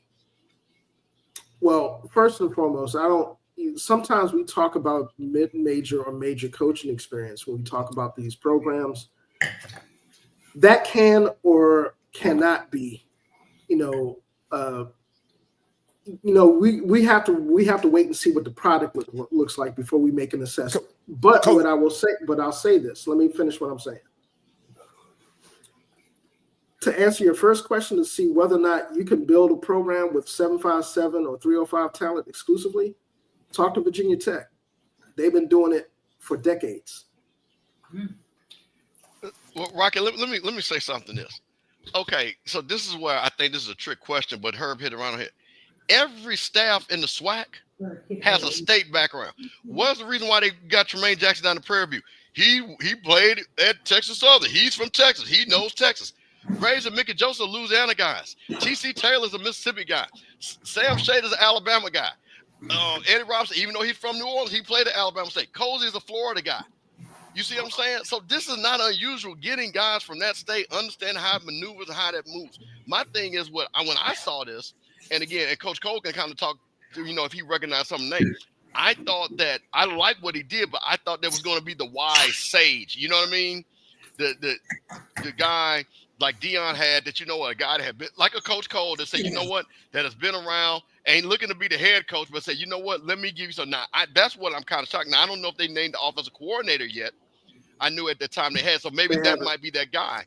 But I thought that he would inject maybe one or two guys on that staff. Okay, guys, let's take a pause here, because this staff so far is nothing in comparison to Dion's staff. So let's just take a pause on that. No, wait. Nobody compared. Why are you even saying that? No. I thought that's what you were. I thought that's what you were trying to do. I said with Dennis Thurman. Dion had Dennis Thurman. You know what I'm saying? He also had the coach who was the former head coach at Howard on his staff. All right, let me head coach of Minnesota. Rocky, I wanna make a distinction here. All right, a couple of things. One, as famous as Michael Vick is, I don't think anybody is misconstruing that Michael Vick is going to have a Deion Sanders-like effect at Norfolk. One, the dynamic is different here in the sense that, one, Deion Sanders is a completely different personality unto himself. Okay, that what he was able to do at Jackson State in terms of how he was able to really control the narrative and recruit and attract the best talent there to come there and work with him, that was on a completely different level in regards to where he was at. Now, Michael Vick, on the other hand, yeah, he's a big name, but more importantly, again, Michael Vick is a native son. He's a native son of the Hampton Roads area. More people know about Michael Vick from his Virginia Tech career, his Atlanta career, but people know about Michael Vick from his career at Warwick High School. They know about his career, going to go up against Ronald Curry, at Hampton, that rivalry. They know a lot about his impact And I think what I want people to really understand. How's it going to help them on a fall day in September? It's going to help him in the sense that he's going to have people around him, one, to help get talent there. That's where it starts at on a fall day. On a fall day, if you ain't got no dogs to hunt, that ain't going to make a difference whether or not you're there or not. So before we talk about that fall day, you need to talk about that staff and talk about that recruiting cycle that he's about to hit before we get to that fall day. Well, let me say this, because I know every time I say something, they want me to say I'm hating on Vick. I'm not. I looked at the staff. I read where they were from. Unless I'm missing something, I don't think this is a staff that what he needs, the support, of what he needs to become a CEO of a football program. All that stuff is good about how he brightened, how many touchdowns he thrown, and what he's done, And the same thing when I hear about Deshaun Jackson, when he's talking was what I done and what I went here, it ain't about that. When now that you coming in and you got young kids, that's only gonna last for a minute. And when that young kid come in and understand that you can't tell him where he at and how he can get better, not to make the NFL, but just as a human, as a person. I think Dion does a great job of that. He not only can taught his kids how to make it to the next level, those things, he convinced them that he cares about them. And he had a whole bunch of great guys around him, coaches around him, that could share those ideals and those things of where the program should go, the direction, and be able to get. I don't even know some of these guys. I've been around 40 years, and I don't even know. You know some of these coaches? Well, so Coach Cole, this is what I'm saying. I'm looking at the coaches now, and I'm like, I don't think it's a matter of us being familiar with them. I think it's a matter of whether or not what his Herb, you're a basketball guy, right? Mm-hmm. Do you think a coach can go from coaching high school or a junior college with no support or nobody who has done it before in his camp and be successful year one? I can tell you this. It's been done at the D3 level. It's been done in NAIA. But I'm only talking basketball. No. What I'm saying, Herb, is I'm saying. I know you're talking basketball, but I'm saying is I'm a guy that loves celebrity coaches, right? But I also think there needs to be an adequate amount of support. Oh, I agree. Around those coaches. And I don't think go ahead. What I'm saying is that us simply looking at the coaches right now, okay. Yeah, if you don't have name recognition, of course you're gonna be like, okay, well, I don't know who this dude is. I don't think he's gonna give me the support. The thing is that we won't be able to really see that until this staff is fully put together, number one. And number two, we see how the staff starts to operate, whether he starts to recruit, how he recruits. Herbert, I don't see one coach on that staff that has been in a championship program. Not one. Hey, I don't. So I don't do they know how a championship? Let me talk, because Herbert, you a politician too, buddy. You good. I'm a politician now. Well, look, you step on it, but you don't step all the way in it. But guys, look, I don't see nobody on the staff that's been in a position of control, a head coach somewhere, a coordinator somewhere. I think the dude from Florida Memorial, which is NAIA football down there, they take everybody. But I don't see anybody on that staff that when he get in a pickle or he needs some real advice about direction that they need to go, I don't see nobody on there. I'm like you, Rocky. I don't feel comfortable with that support mechanism. So Coach, what I'm doing when I'm looking at, and this is, you got to understand, Coach, you're the professional in this. I'm just a fan. I don't know anything. But as a Jackson, when he took the job at Jackson State, I immediately become a Jackson State fan, right? And then shortly thereafter, you find out Dennis Thurman is coming with him, who you know was an NFL defensive coordinator.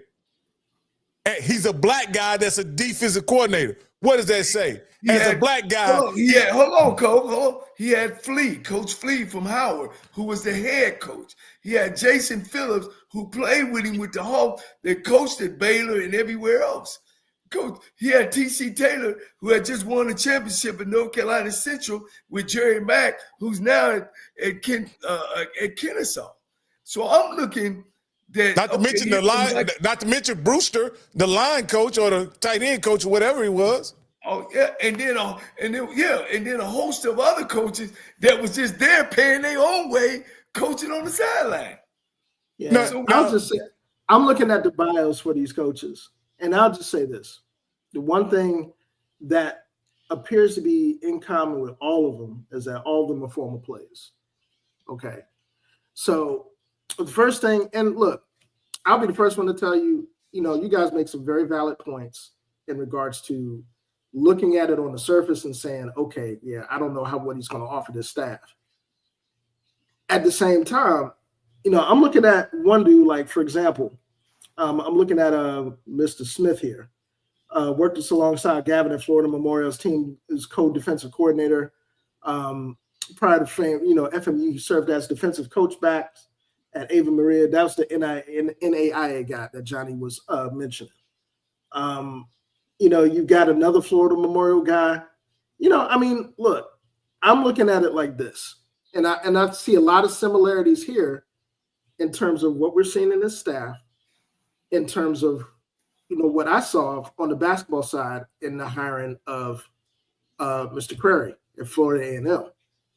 There's a lot of the same questions are being asked. Nobody knew who Coach Crary was or what his pedigree was until they actually looked into, what he did at St. Thomas. And then the caveat was, well, that's NAIA, that doesn't count. But let me finish, Mr. Cole. I'm not trying to cut you off. I just want to finish. You made me think I'm in English class, but go ahead. Man. No, I'm just saying, the only thing I'm saying is that there may be a specific reason why, Vick is gravitating to these guys. And it may be because they're former players. It may be because there's a comfort level with them that he may not have, we may not see.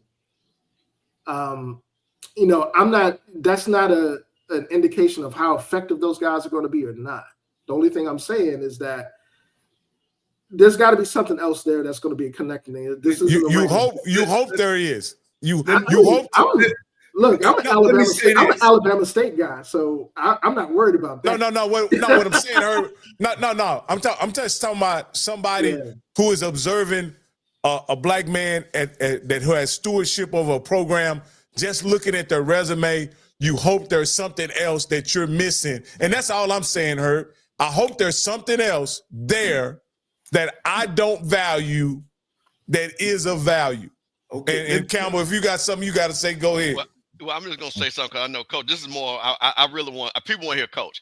But I think, and I've learned this a long time ago, I think what Michael Vick, and I think this is what Herbert was saying, what people do naturally, they're going to look at a resume, right?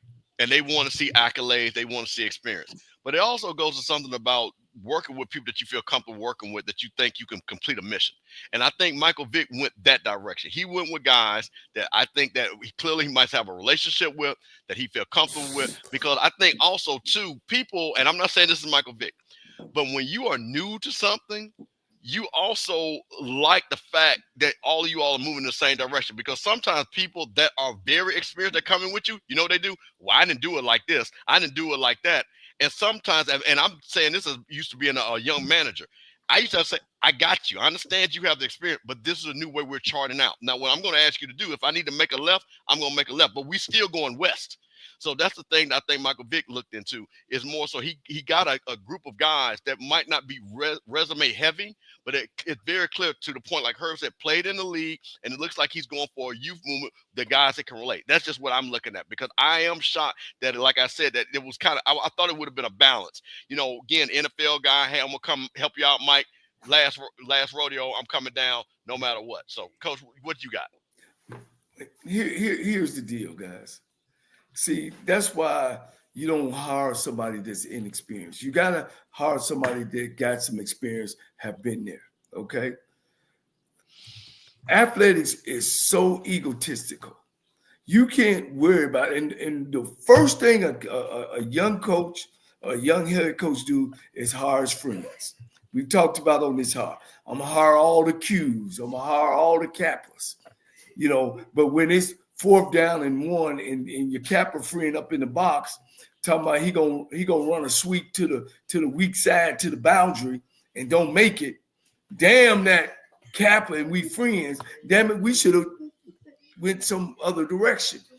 But if you as a head coach don't have how you want to do things, because what you do is you pick up stuff on your way up to leadership. Of course, you guys know that. Y'all run businesses. And then once you get your business, you know how you want to run stuff. All right. But here's the deal. You also learn that I'm going to hire people that I need. I'm going to hire people where I'm weak at. I don't see that on that staff. I'm going to hire people where I need them to give me some advice. I need somebody that knows what a championship team, knows what a looks like, knows how a relationship is built. Guys, when I was at Southern University, we didn't like each other as a staff, but we respected Coach Richardson so much, we went 11-0. You know, I, of course, you guys know I worked with my brother at Tennessee State. Man, you know, we didn't hire friends.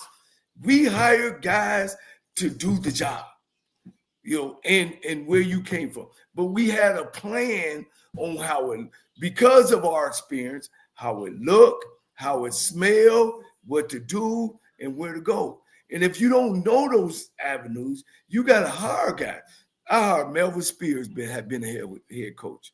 Kevin Ramsey had been in Tennessee, Georgia. L.C. Cole, of course, you guys know he had been a head coach. Jay Cabell had been a head coach. He had gave me a job. You know what I'm saying? I hired guys around me. I didn't want to sit in the room and say that I know more than everybody in here. I didn't want to sit in the room to say I didn't know. You know, I just had a way of how it looked and what I wanted to do. And I had to go out and get, not my friends, I had to go out and get people who have won in those positions. And to me, that's success. And when I look at all these guys, and we talk a lot, guys, about everybody can't be successful, but when you look at Nick Saban, you know, you want to talk about Nick Saban, he hired nothing but head coaches. And what they do, Nick don't care where they come from, but this is what we're going to do. We're going to play cover 2. We're going to run first and pass second, no matter who's there. When you look at Urban Meyer, same way. You look at these great coaches, Doug Williams, same way. Melvin Spears took over from Doug, ran the program the same way, won. Fred McNair took over from the other cat, ran the program. Guys, you got to get guys around you. You go in that room and you and your boys, your friends, I'm telling you, them same boys is going to be talking about you when you don't have the answer to what you're supposed to do. Hey, guys, I wanted to, I kind of wanted to also contrast the coaching staff that Vick appointed versus the coaching staff that your protege, Tremaine Jackson hired, right? And again, I didn't expect it to be the same in any way because, again, Coach Tremaine Jackson is a career coach, someone who was coming from a championship program. He coached in the D2 championship, so he had he's coached over 20 years, obviously, because you hired him as a GA coach and then later on as a coach. So he has a lot of coaching. He has a network in coaching, right? But I just wanted to, just share who he hired. And what I saw, and you correct me if I'm wrong, Coach, it looked like he hired a lot of guys that he had worked with on his championship staff. And I just wanted to get your thoughts and your thoughts of Herb, being that with the success that he had at Valdosta State, do you think, even though that's not an HBCU, do you think the experience that was gained at Valdosta State could help these guys build a championship over here at Prairie View? And whoever wants to whoever wants to address that, go ahead. Absolutely. I think, one, if you've seen the squads at Valdosta State, those Valdosta State squads were smash mouth squads. You know, I mean, a lot of people looked at Valdosta State and saw them as a FCS school masquerading as a D2 school. So, I mean, to me, him transitioning from Valdosta State to Prairie View, it's a jump up to FCS, but at the same time, he's going to have comparable. He's going to bring people with him that's going to create the same style of football. And if he creates the same style of football that he created at Valdosta State, he's going to have a really good chance to win at Prairie View, point blank. I think him being there as long as he has obviously made it a lot easier for him to kind of call on that network and to call on people that, not only he trusts, but he shares his vision to build the type of program that he wants to build. Not necessarily from the product on the field perspective, but in terms of culture, the whole nine. So, yeah, I think that's I think what he's done with that staff, and I don't want people to look at the staff and look at the staff in terms of where they came from. It's about just like we kind of touched on with Vick. It's about the trust level that coach has with those people he selected. In this case, Tremaine has a lot more of a network to draw on than Vick does in terms of coaching, in terms of being able to get people that fit his perspective in terms of what he wants to build there. So, yeah, I think, everything I've seen on, I know we talked about it briefly on HBCU Nightly. Everything we've seen on that staff, he's building the same type of staff. Well, one of the things, and one of his assistant head coaches played for me as well, Trent Early. He has a systematic way of doing things because of the things that he's seen and where he's been. And he knows going in, what he needs to do at the program at Prairie View to either build on it or tear it down and build it back, because he don't seen it. He's worked at some great programs, Texas State, Sioux Falls up there, Colorado Mesa. He turned that program around. Valdosta, he found out what was the keys there. And going in it, he already know where the restroom's at. And he already know who he need, and the coaches know his system. You got to get assistant coaches. And this what happens, Herbert, to some of these guys that get these jobs and not ready for these jobs, because it's an egotistical business. Coaches can turn into flies. What I mean by that, if you sitting up there and you don't have the answers to something, and you got to ask him, and you got to ask him, and you got to ask, or you can't come up with the answer yourself, you got coaches that go after your job. You got coaches that's going to talk, around and about you. I mean, coaching it's a cutthroat business if you don't know what you're doing and don't know where you want to go and where you want to move in this program. You know what I'm saying? Some assistant coaches cut you up. I can remember working up at a college, Arizona Western, and the head coach got so upset, and he started going down to, talking about the coach. He said, "That's what's wrong with y'all young coaches. If you want to run your own program, then y'all need to go find a job somewhere else." So I've been on coaches, man, that fought each other, tangled with each other. You know what I mean? It's an egotistical business. That's why when you guys talk about a guy taking over a head coach's job with no experience, I'm looking from a whole different lens and experience of know how bad it could get. And I'm not saying I'm wishing this on Vick nor Deshaun Jackson, but I'm saying that I've been in those rooms and in those meeting rooms. I was coached by pros. I've been in a room full of pro coaches as a young coach. I've been there and I've seen those things happen. And I know what Scotty gonna say. Oh man, that was 1980. Scotty. No, I'm over Scotty because I know he be trying to get me. No, I'm just kidding. I've been in those rooms, and a lot of you guys are talking from the outside and what it should be and what it could be. I'm talking from what it is and what it was and what it will be if you don't have a way of doing stuff. And you got to be able to come in there with some type of game plan. You can't go in there and open the door to everybody's what you did, and what did you do. That's not an ingredient for success. But Coach, I want to make a point on that, and this is, and Herb, I think even to your point, Rocket. See, this is where Michael Vick's damned if he do, damned if he doesn't, right? Because we're in an age now where everybody's digesting information, and then they give their own spin on it, right? So if he doesn't successful, you know what they're gonna say? Man, he should have hired some older head coaches and stuff like that. Now, if he's successful, then he'll say, you know what? Look, he was being innovative.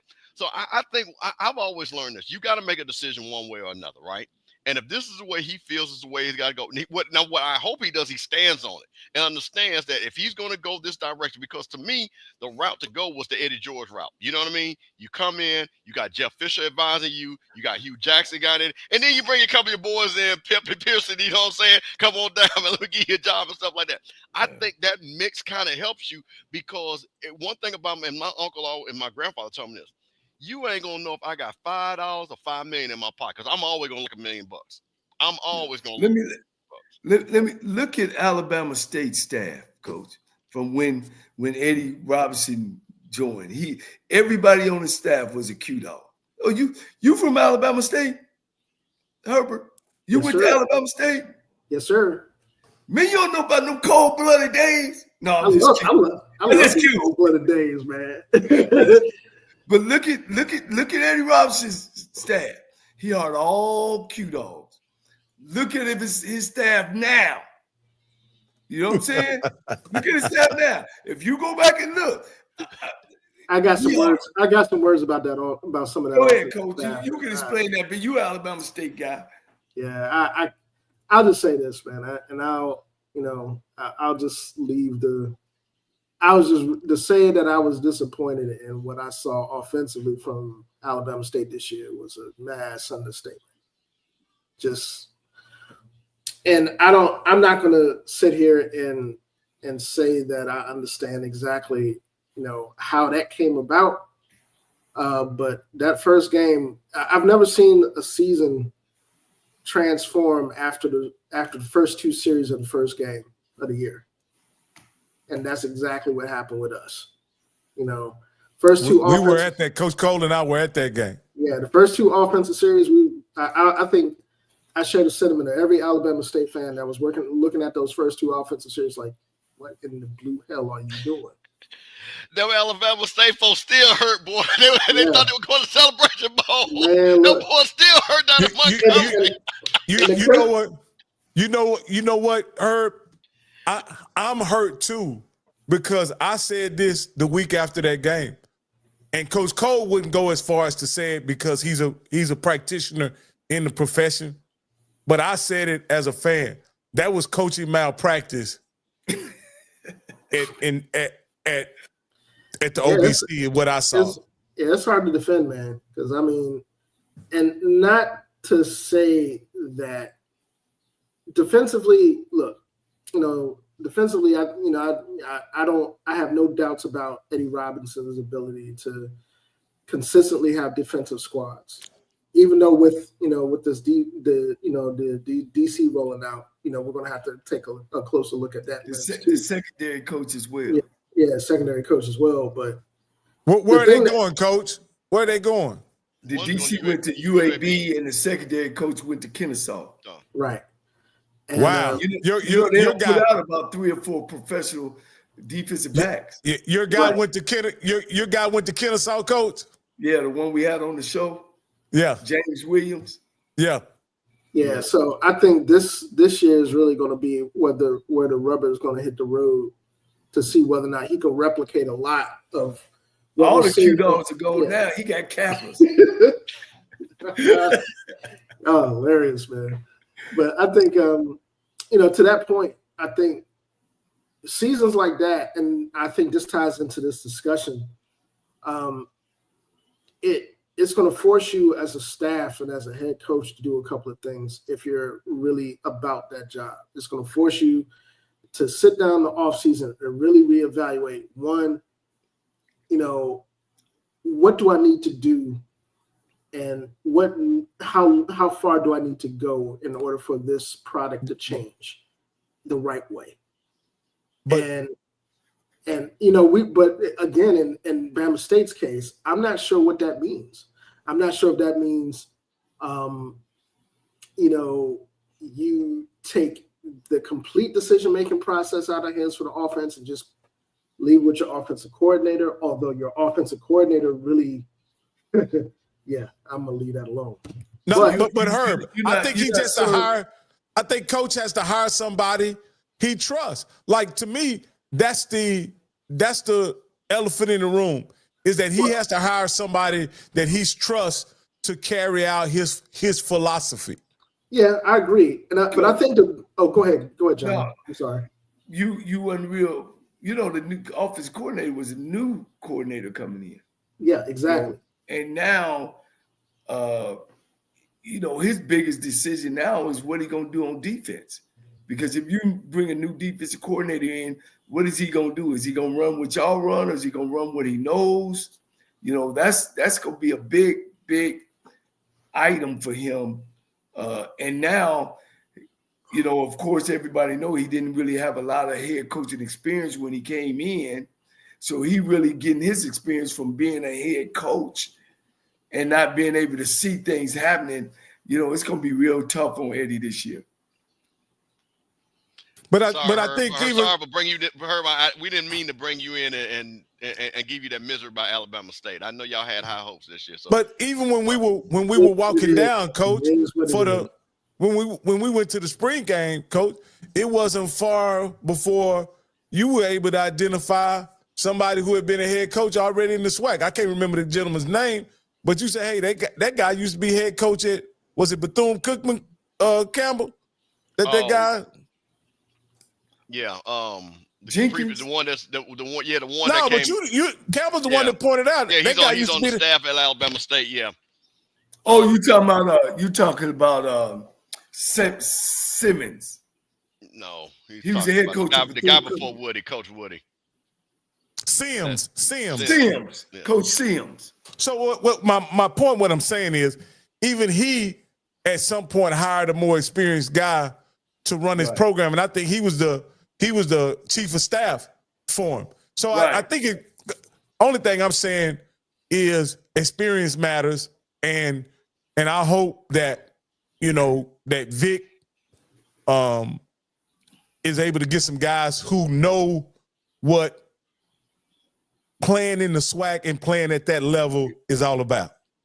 Here's one thing that not the SWAC, the MEAC. Playing in the MEAC and playing at that level is all about. Yeah. Here's the number one thing that I have experienced in HBCU football is that guys that come from those levels, they don't have no respect. They think they can come in and out-coach everybody. That's the number one thing they think. And I'm telling you, Trey Olivers, T.C. Taylors, man, these guys are Chinnis Berries. These guys are gearing up, Coach. These guys probably studying film now. You know what I'm saying? Because it becomes a pride thing as well. And I hope those guys are ready to come in, because if not, Coach, them guys are going for 70. They're going to be going for 70 points. I'm telling you, their A game is going to be on. Once again, I experienced it. I've seen it. I've been a part of it on both sides as a player, being coached by a pro. And I've seen it for 40 years, Scotty. I've seen it. The 80s, the 90s, the 2000s, the 2010s. When those guys come in, and everybody get behind those guys, them Trey Olivers, they gear up. They gear up, man, and they get in there and they Coach Campbell. Hey, Campbell, I'm gonna make you answer this question because this is a swag question, and I need it answered because I believe what Coach is saying. These coaches are gonna come in, they're gonna gear up, and they're gonna be ready to kick Vick and Deshaun Jackson's ass all over the field. Coach, what happened to that plan when Prime got to the SWAC, and why didn't it play out like that for him when he came to the SWAC? Well, that's easy. First of all, he brought a whole lot of talent. Yeah. He brought a quarterback, and you got to understand something. Other than Grambling, which had basically was at the end of that dynasty, there was no dominant team. I mean, Alcorn was a good team, and then but there was no dominant team, and then FAMU came along in there right with them. So that was the thing. I tell you what. Now, here's what I will say. And again, if now I'm doing multiverse. If he had came in to when A&T was rolling and went over there to the MEAC, came over there when Billy Joe was rolling, came over there when Pete Richards was rolling. See, it's a lot of Jackson State.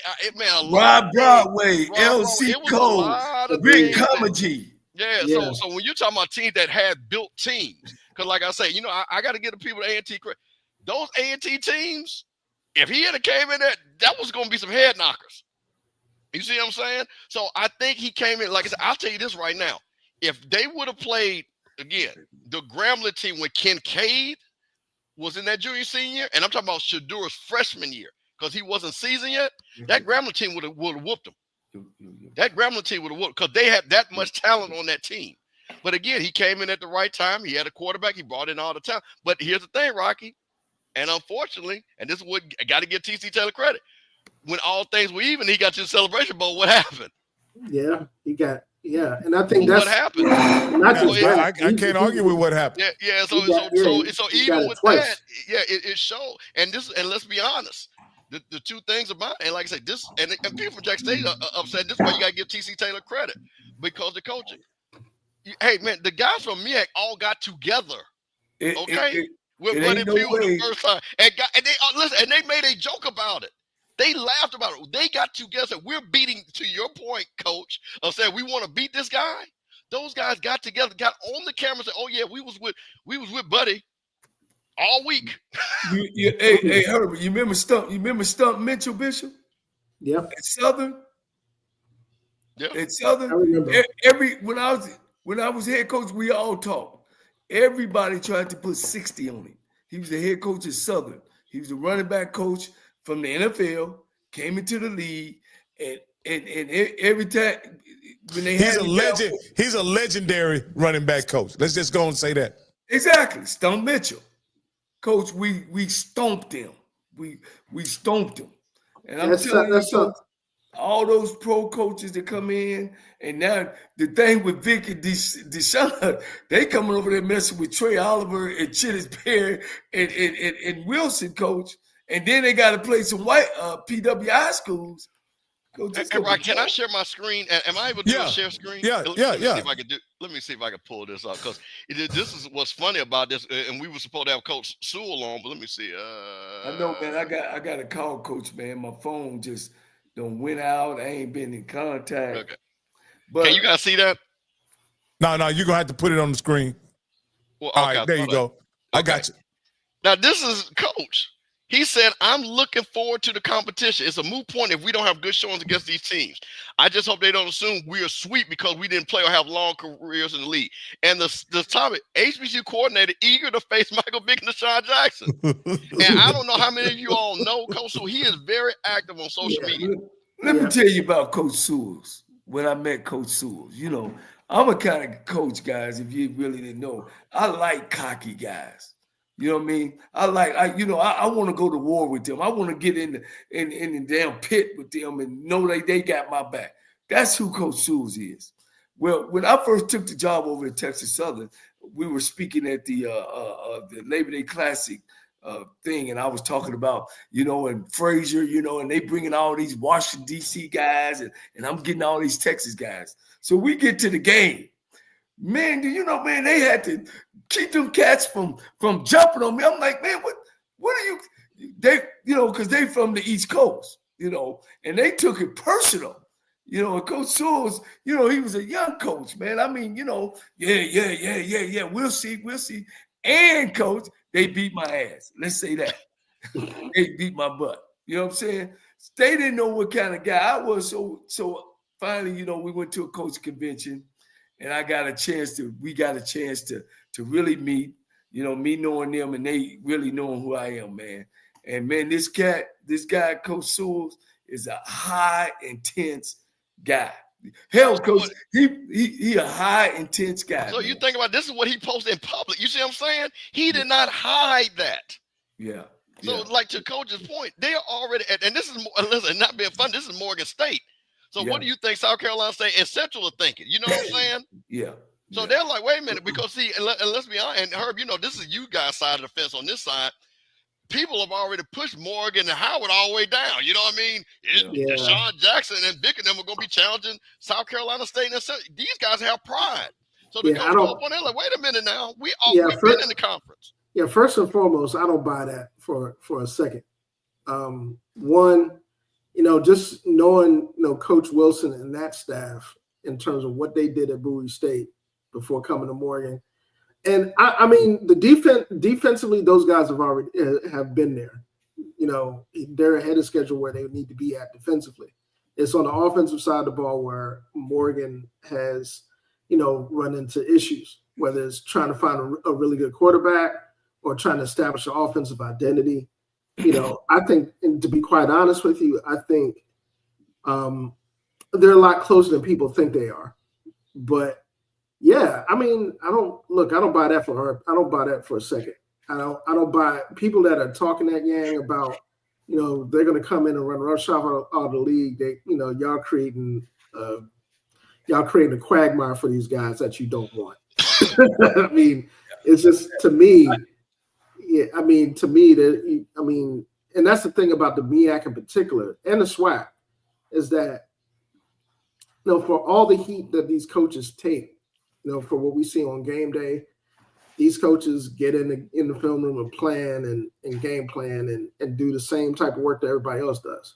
So, yeah, they're not gonna take too kindly to,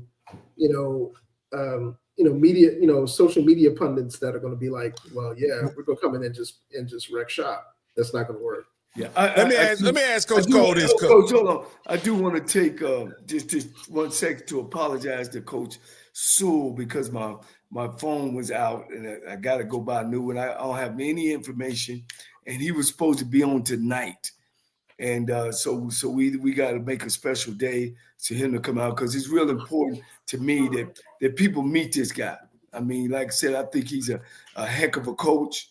And, when stuff like this happens, these guys, man, and this is what we talk about, Bishop and Rocky, about making sure people meet these guys. So when these opportunities are open up, and these guys get opportunity, people know who they are. So I want to just take that second. Hey, Coach Cole, let me ask you this here, and then before we wrap this show up, Coach.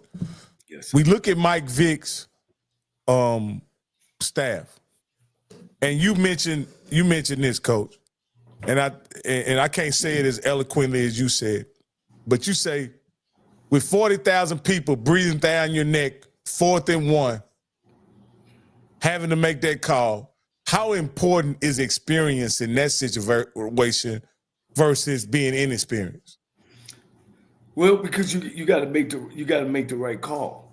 I can remember a time that I was at Southern University, and you got to have good staff.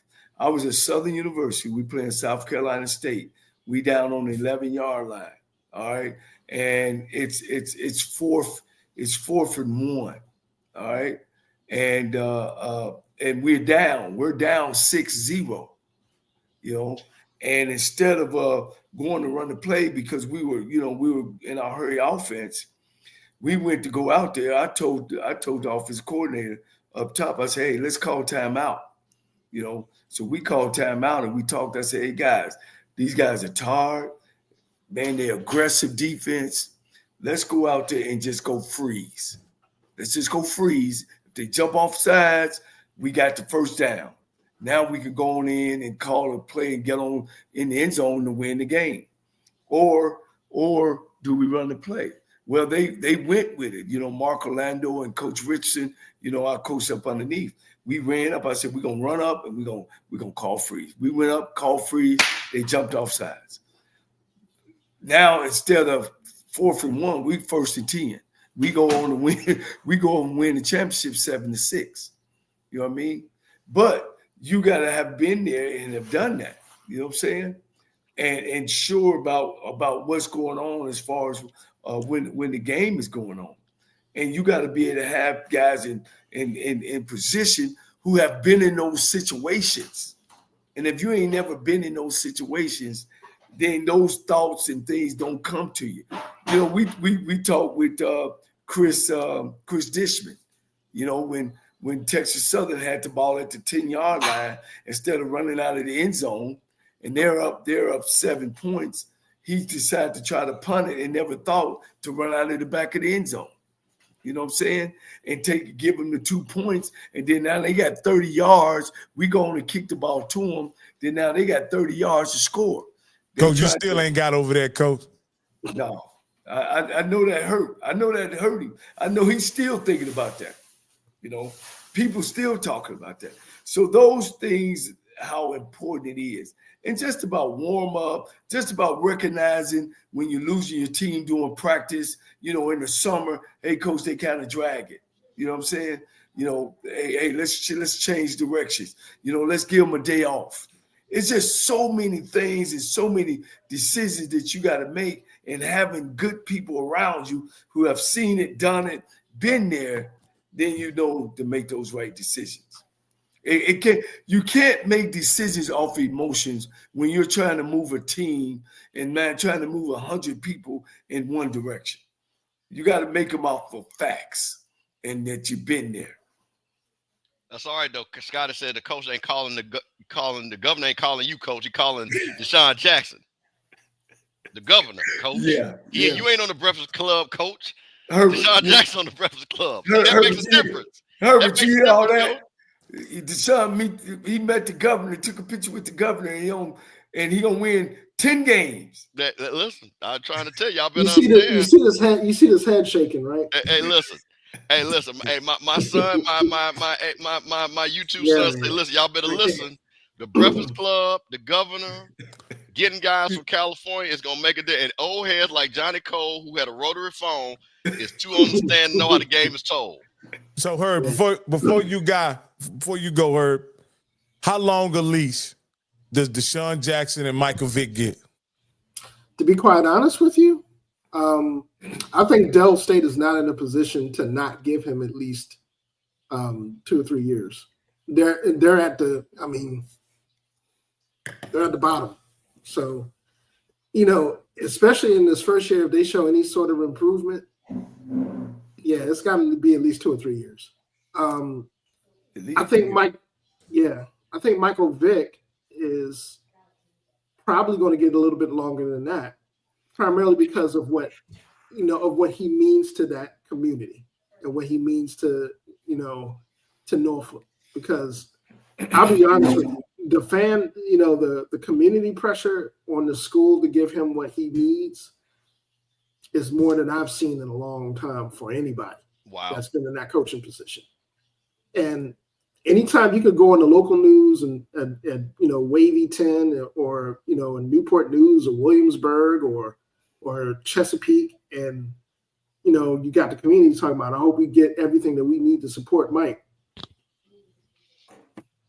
So I think he's gonna, it's gonna be really interesting to see how that plays out to me, because if the staff does well and they have a viable football product, he's gonna get even more time. If the staff doesn't do well and it's a dumpster fire, he's gonna get a mulligan and he's gonna get new people in. He's just gonna have the time to do it. So the one thing that I do think is going to be a big thing with both of them is that their name notoriety is going to briefly jumpstart recruiting for both. for different reasons. Deshaun, his West Coast connections, his visibility in Philly area, his visibility in the DC area, that's going to jumpstart recruiting in those areas for him, that people that may want to go to Dover. Because I'm going to be honest with you, getting people out of Dover ain't the easiest place. That's not the easiest place in the world to recruit. Norfolk is in a unique situation because as Norfolk has a lot of built-in things going for it. You got a 30,000 seat stadium there. You got a school that apparently appears to be all in for you, and you got a community that appears to be all in, for a coach.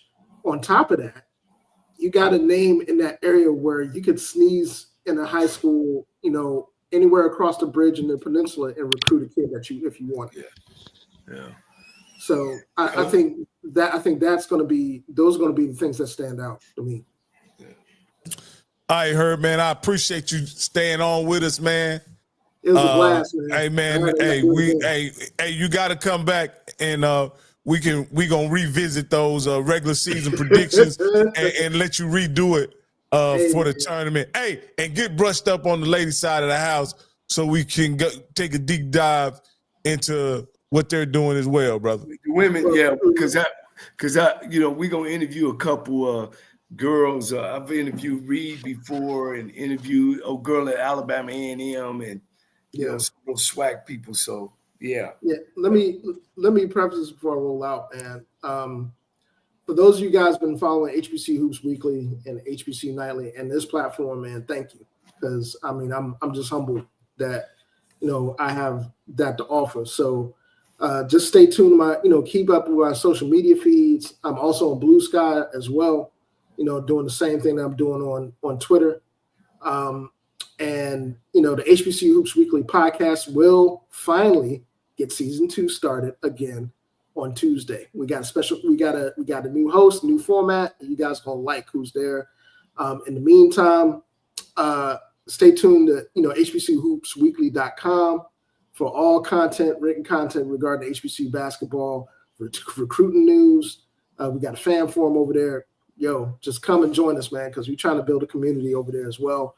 The Division I drop of January for the HBCU Division I top 10 poll for January 2025 is coming tonight. I'm actually working on it here now, so you should see the drop in the morning. I've already done the composite Division II NAIA drop that was yesterday for first poll in January. Langston's still at the top. And there's some new people that are there. Tougaloo's looking good. Xavier, Louisiana, and Dillard are both in the poll, so go check that out. And again, man, thank you guys. Appreciate it. All right, thank you, man. Appreciate it. Hey, man, I've heard, appreciate you, man. Boy, I'm trying to tell my young boys come through, boy. I'm trying to tell you, man, a lot of talent. I'm about to do something, give you a live promotion, Campbell. I'm going to promote you to co-producer of the show for getting such informative guests like that on the show, man. And so you get co-producer credits from here on out, man. Listen, I love listen, man. Now don't get big-headed on us. No, man, listen. I'm gonna say this, man, and this kind of what Coach Cole and I talk about, man. This connection with these young brothers and young sisters out here, man. This is the best of what we got, man. I just love seeing them coming on. Him, Zoe, Scotty. Like, you know what I'm saying? Gerald that came on the right for the Tallahassee Democrat. And I got about 5 or 6 more I'm going to get on here because, man, it's just a great bridge. You know what I mean? To hear what they got to say, hear their opinion. And then, Coach, then we got to give them some wisdom, Coach. We got to give them a little something before they leave up out of here. Because, they think they know everything when they get on their shows, and everything. But when they come over here with the grown folks, with the ARP folks, we got to give them a little something. And they appreciate that. They be talking about how they feel. Young folk make decisions off of feelings. You know what I'm saying? They ain't got no facts. See, they don't have no facts. They just, they watch on the TV and hear somebody say something like, yeah, that sounds good. Let me say that too. But they ain't never experienced it. Because you know what I'm waiting on? I'm 50, I'll be 55 in a month. Scott is about 20 years older than me. I can't wait until I'm 75 and he get 55. And when people say, oh, your old ass back in 2023, man, what you talking about? And his son take over. I cannot wait when his son take over. Daddy, that was back in your day. We got 3D. I don't know what you're talking about, Daddy. So see, it's coming. We cannot Yeah, wait. So man, no, I just want to thank Herb, for joining, man. And we're gonna, like I said, we want to talk about all sports here. Like I said, Coach Cole is a 2-sport letterman at his school. So listen, we're gonna talk basketball, man. We're gonna talk some baseball. I got some baseball folks too. Basketball is my favorite sport, Coach. Wait, watch out.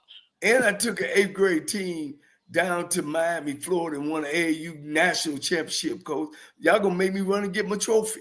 Hey, Coach, you better let them know, Coach. People, listen, Coach. Some folks don't know you. Hey, man, like we're gonna do, Coach. This is next show. What we're gonna do? We gonna have to. You need to put up all your trophies, and because see, a lot of these folks. Listen, Coach. A lot of these folks think that you didn't coach for some reason. So we need. I was the youngest of 9 boys, man. Coach, listen, I won the 6th grade around the world in the city, the 7th grade, the 8th grade, man, pass, shooting, dribble, pass, shooting, kick. Coach, ask my family, man, I won everything, Coach. And scholar athlete, and principal of the week in the 8th grade, the 7th grade, high school, MVP. Hey, Coach one of these type of guys. When I first met Coach told me like this, I coached for 30 years, but I'm an engineer by trade. See, that's HBCU got for you, boy. See, we don't do no parks and recreation around here. Guys, we don't do basketball. I'm a civil engineer, don't you? We don't do no basketball. Let me tell y'all what my kids tell me. They say, Coach, Daddy, you all you did was what your brother and them told you to do. Yeah. Exactly, guys. It worked. Hey, Campbell, exactly. I followed my brother them to the T, man. Whatever they told me to do, that's what I did. And I learned that you're either going to learn by instructions or you're going to learn by experience. And no, saying, man, I'm been successful is because I had a lot of great people around me, man. It wasn't just me, like I'm just this. It's just the guidance that I had and the people that's been in my life that the reason why I've done some great things in the athletic realm. But man, here's my thing too, guys, with the Deshaun hire and the Vick hire. And I always tell y'all that Jackson State, Deion needed Jackson State more than Jackson State needed Deion. And Deion just needed the platform to show people who he was. And Jackson State was there to give it to him. Because Jackson State is Jackson State. We've all heard that. You know what I'm saying? Here's what I want to know. I want to know what's in Vick's them contract, Deshaun's them contract, to say, we're going to give y'all almost $500,000 to come in and coach our team. But this is what we expect. I want to see what we expect from them, Coach. Are we going to draw so many fans? Are you going to go out and raise so much money? Are you going to bring in, these, the Breakfast Club and Kevin Hart and all these guys y'all know? How much are y'all giving up? Or are we sitting here as HBCUs and saying HBCUs produce All-Americans. They produce superstars. They produce movie stars. When it has come now that we at HBCU need somebody to make us shine, the colleges. I ain't talking about me personally. I'm talking about the schools. It's an institution to produce these superstars. So now that we're going out and getting people that's not HBCU people, what are y'all bringing to the table? Or is that the NIL that we're giving? Because this is the thing, and I talked to Scotty this. Well, see, this is the people like Scotty. And what's going to happen? They're going to be held accountable for that, because if you do not see what all the fanfare and it does not pay off, because let me tell you something about people like Scotty. They'll flip on your ass in a dime. So like I say, they'll be with you today, but if you mess up, they'll be gone tomorrow. And that's not being negative. So that's what I'm saying. We come up with almost $500,000 to pay these guys. We doing the office. So now I want to see, is Nike coming in? Now that's one thing I can say about Deion. He had Under Armour come in. He called a couple of his people. They helped get the football field built. You know what I mean? They put him on what's that, Saturday afternoon game day? Well, Coach, that's the whole thing. That's the thing, that when people that advocate for that, and I think we're all going to hold them accountable, because what's going to happen is, if they don't look into the, as they say, in the black, increase ticket sales, merchandising, connections, and things like that. And because what you say, because the most important thing is you got to win. So that's got to happen in all phases. Being an astute businessman and a HBCU historian, Mr. Campbell, in that region, when you talk about football, is the margin even there for them to capitalize on? I think, listen, I'm going to say this again, and I heard spoke about this. Norfolk, I got, like I said, a lot of family friends up there in Norfolk. They got a shot to be big. Football-wise, there's the talent. They got the stadium. They've got and here's another thing, too. They got success on the basketball side. So they know what it looks like. See, that does help. That does help. So on the basketball side, they can say, hey, listen, we get this football. Now we've got an overall athletic program. So the thing about it is with Norfolk, again, their season tickets on $100, Rocky. Okay? Yeah. $125. I think Jackson State's sold 5,000 to 6,000. You gonna tell me Mike Vick can't get 4,000 at $100? All these people talking about Vick is my guy. $100, man. Well, one of the things that I've come to understand about Jackson is that Jackson was the almost, matter of fact, put it like this: there couldn't have been a better marriage in the SWAC when you talk about Deion and Jackson and what Deion meant to football in general and what Jackson State meant to that region and the SWAC.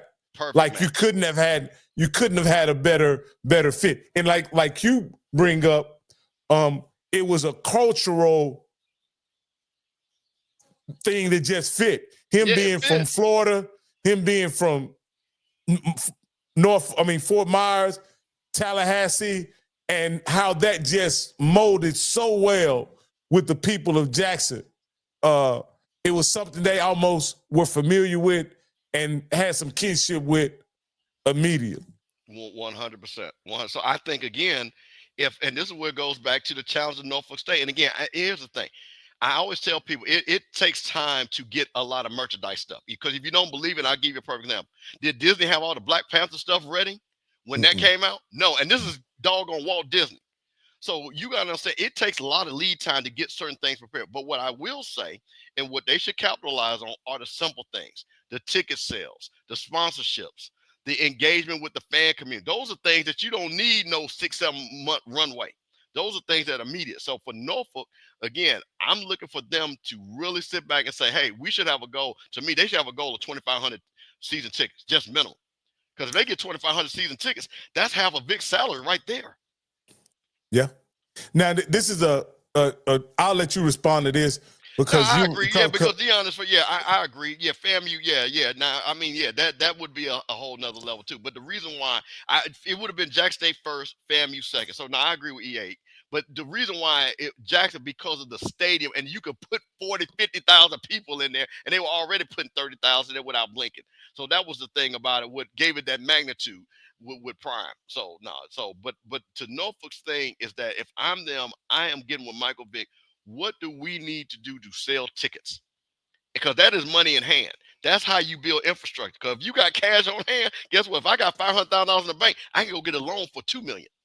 Well, absolutely. One of the things that you, being a native of Jackson, explained to me is that Jackson, being a black city, made a definite. It was a fit. Tallahassee has a different demographic, and so it could have went. It may not have been as big, but again, with Deion being a Florida State guy, maybe it could have been a multicultural.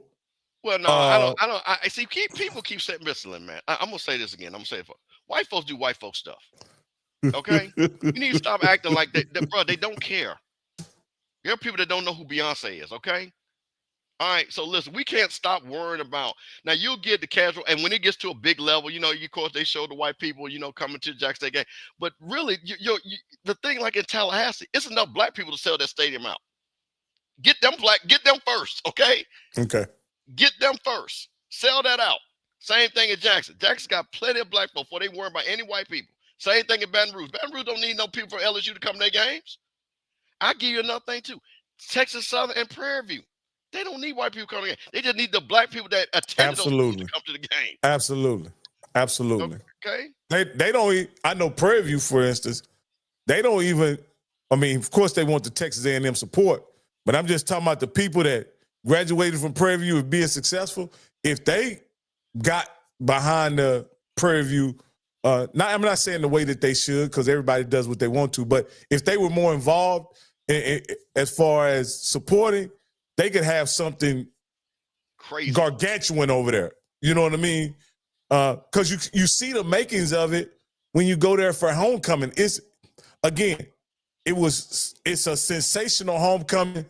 It's on a different level than Southern, but it's sensational, Mr. Campbell. I'll just say that it's sensational, and it's surprising that it's all that for homecoming and then hardly nothing anytime else. That's the frustrating piece. Yeah. So, and like I said, that's the reason why I for me as a SWAC fan, I want Prairie View to be good. Because if you go down to Texas and that thing is on fire, you come to Florida, that's on fire. You go to Alabama, that's on fire. You go to Louisiana, that's on fire. See, now you got, again, it's about TV, it's big games. Because you want to see people in the stands, man, and you want to have big games. So that's just my thing. So no, yeah, I totally agree with you. I mean, of course, I mean it's Deion Sanders, but I'm just saying, just the infrastructure. Jackson State just has a bigger infrastructure than we got. I mean, they got a bigger stadium. I mean, and it's more black people in Jackson than it is in Tallahassee, and in Jackson they're not second-class citizens like we are in Tallahassee. Unfortunately, that's just a fact. Hey, Coach Cole, he done had a rough day, man. We about to get out of here, Mr. Campbell. I'm gonna do my best to fill in for Coach Cole in this moment. Hey, man, I want to thank everybody for coming on, man. We've had a great time tonight. There are some things going to be happening by the time we come on next week that probably we thought should not happen or would not happen. But it's going to happen anyway. And as black people, we've been through a lot of adversity in this country, and we've always found a way to survive, overcome, and even thrive. So if you feel yourself at the end of the rope, I just want you to tie a knot and hold on tight, because ain't nobody bad like you. There you go. See you next week.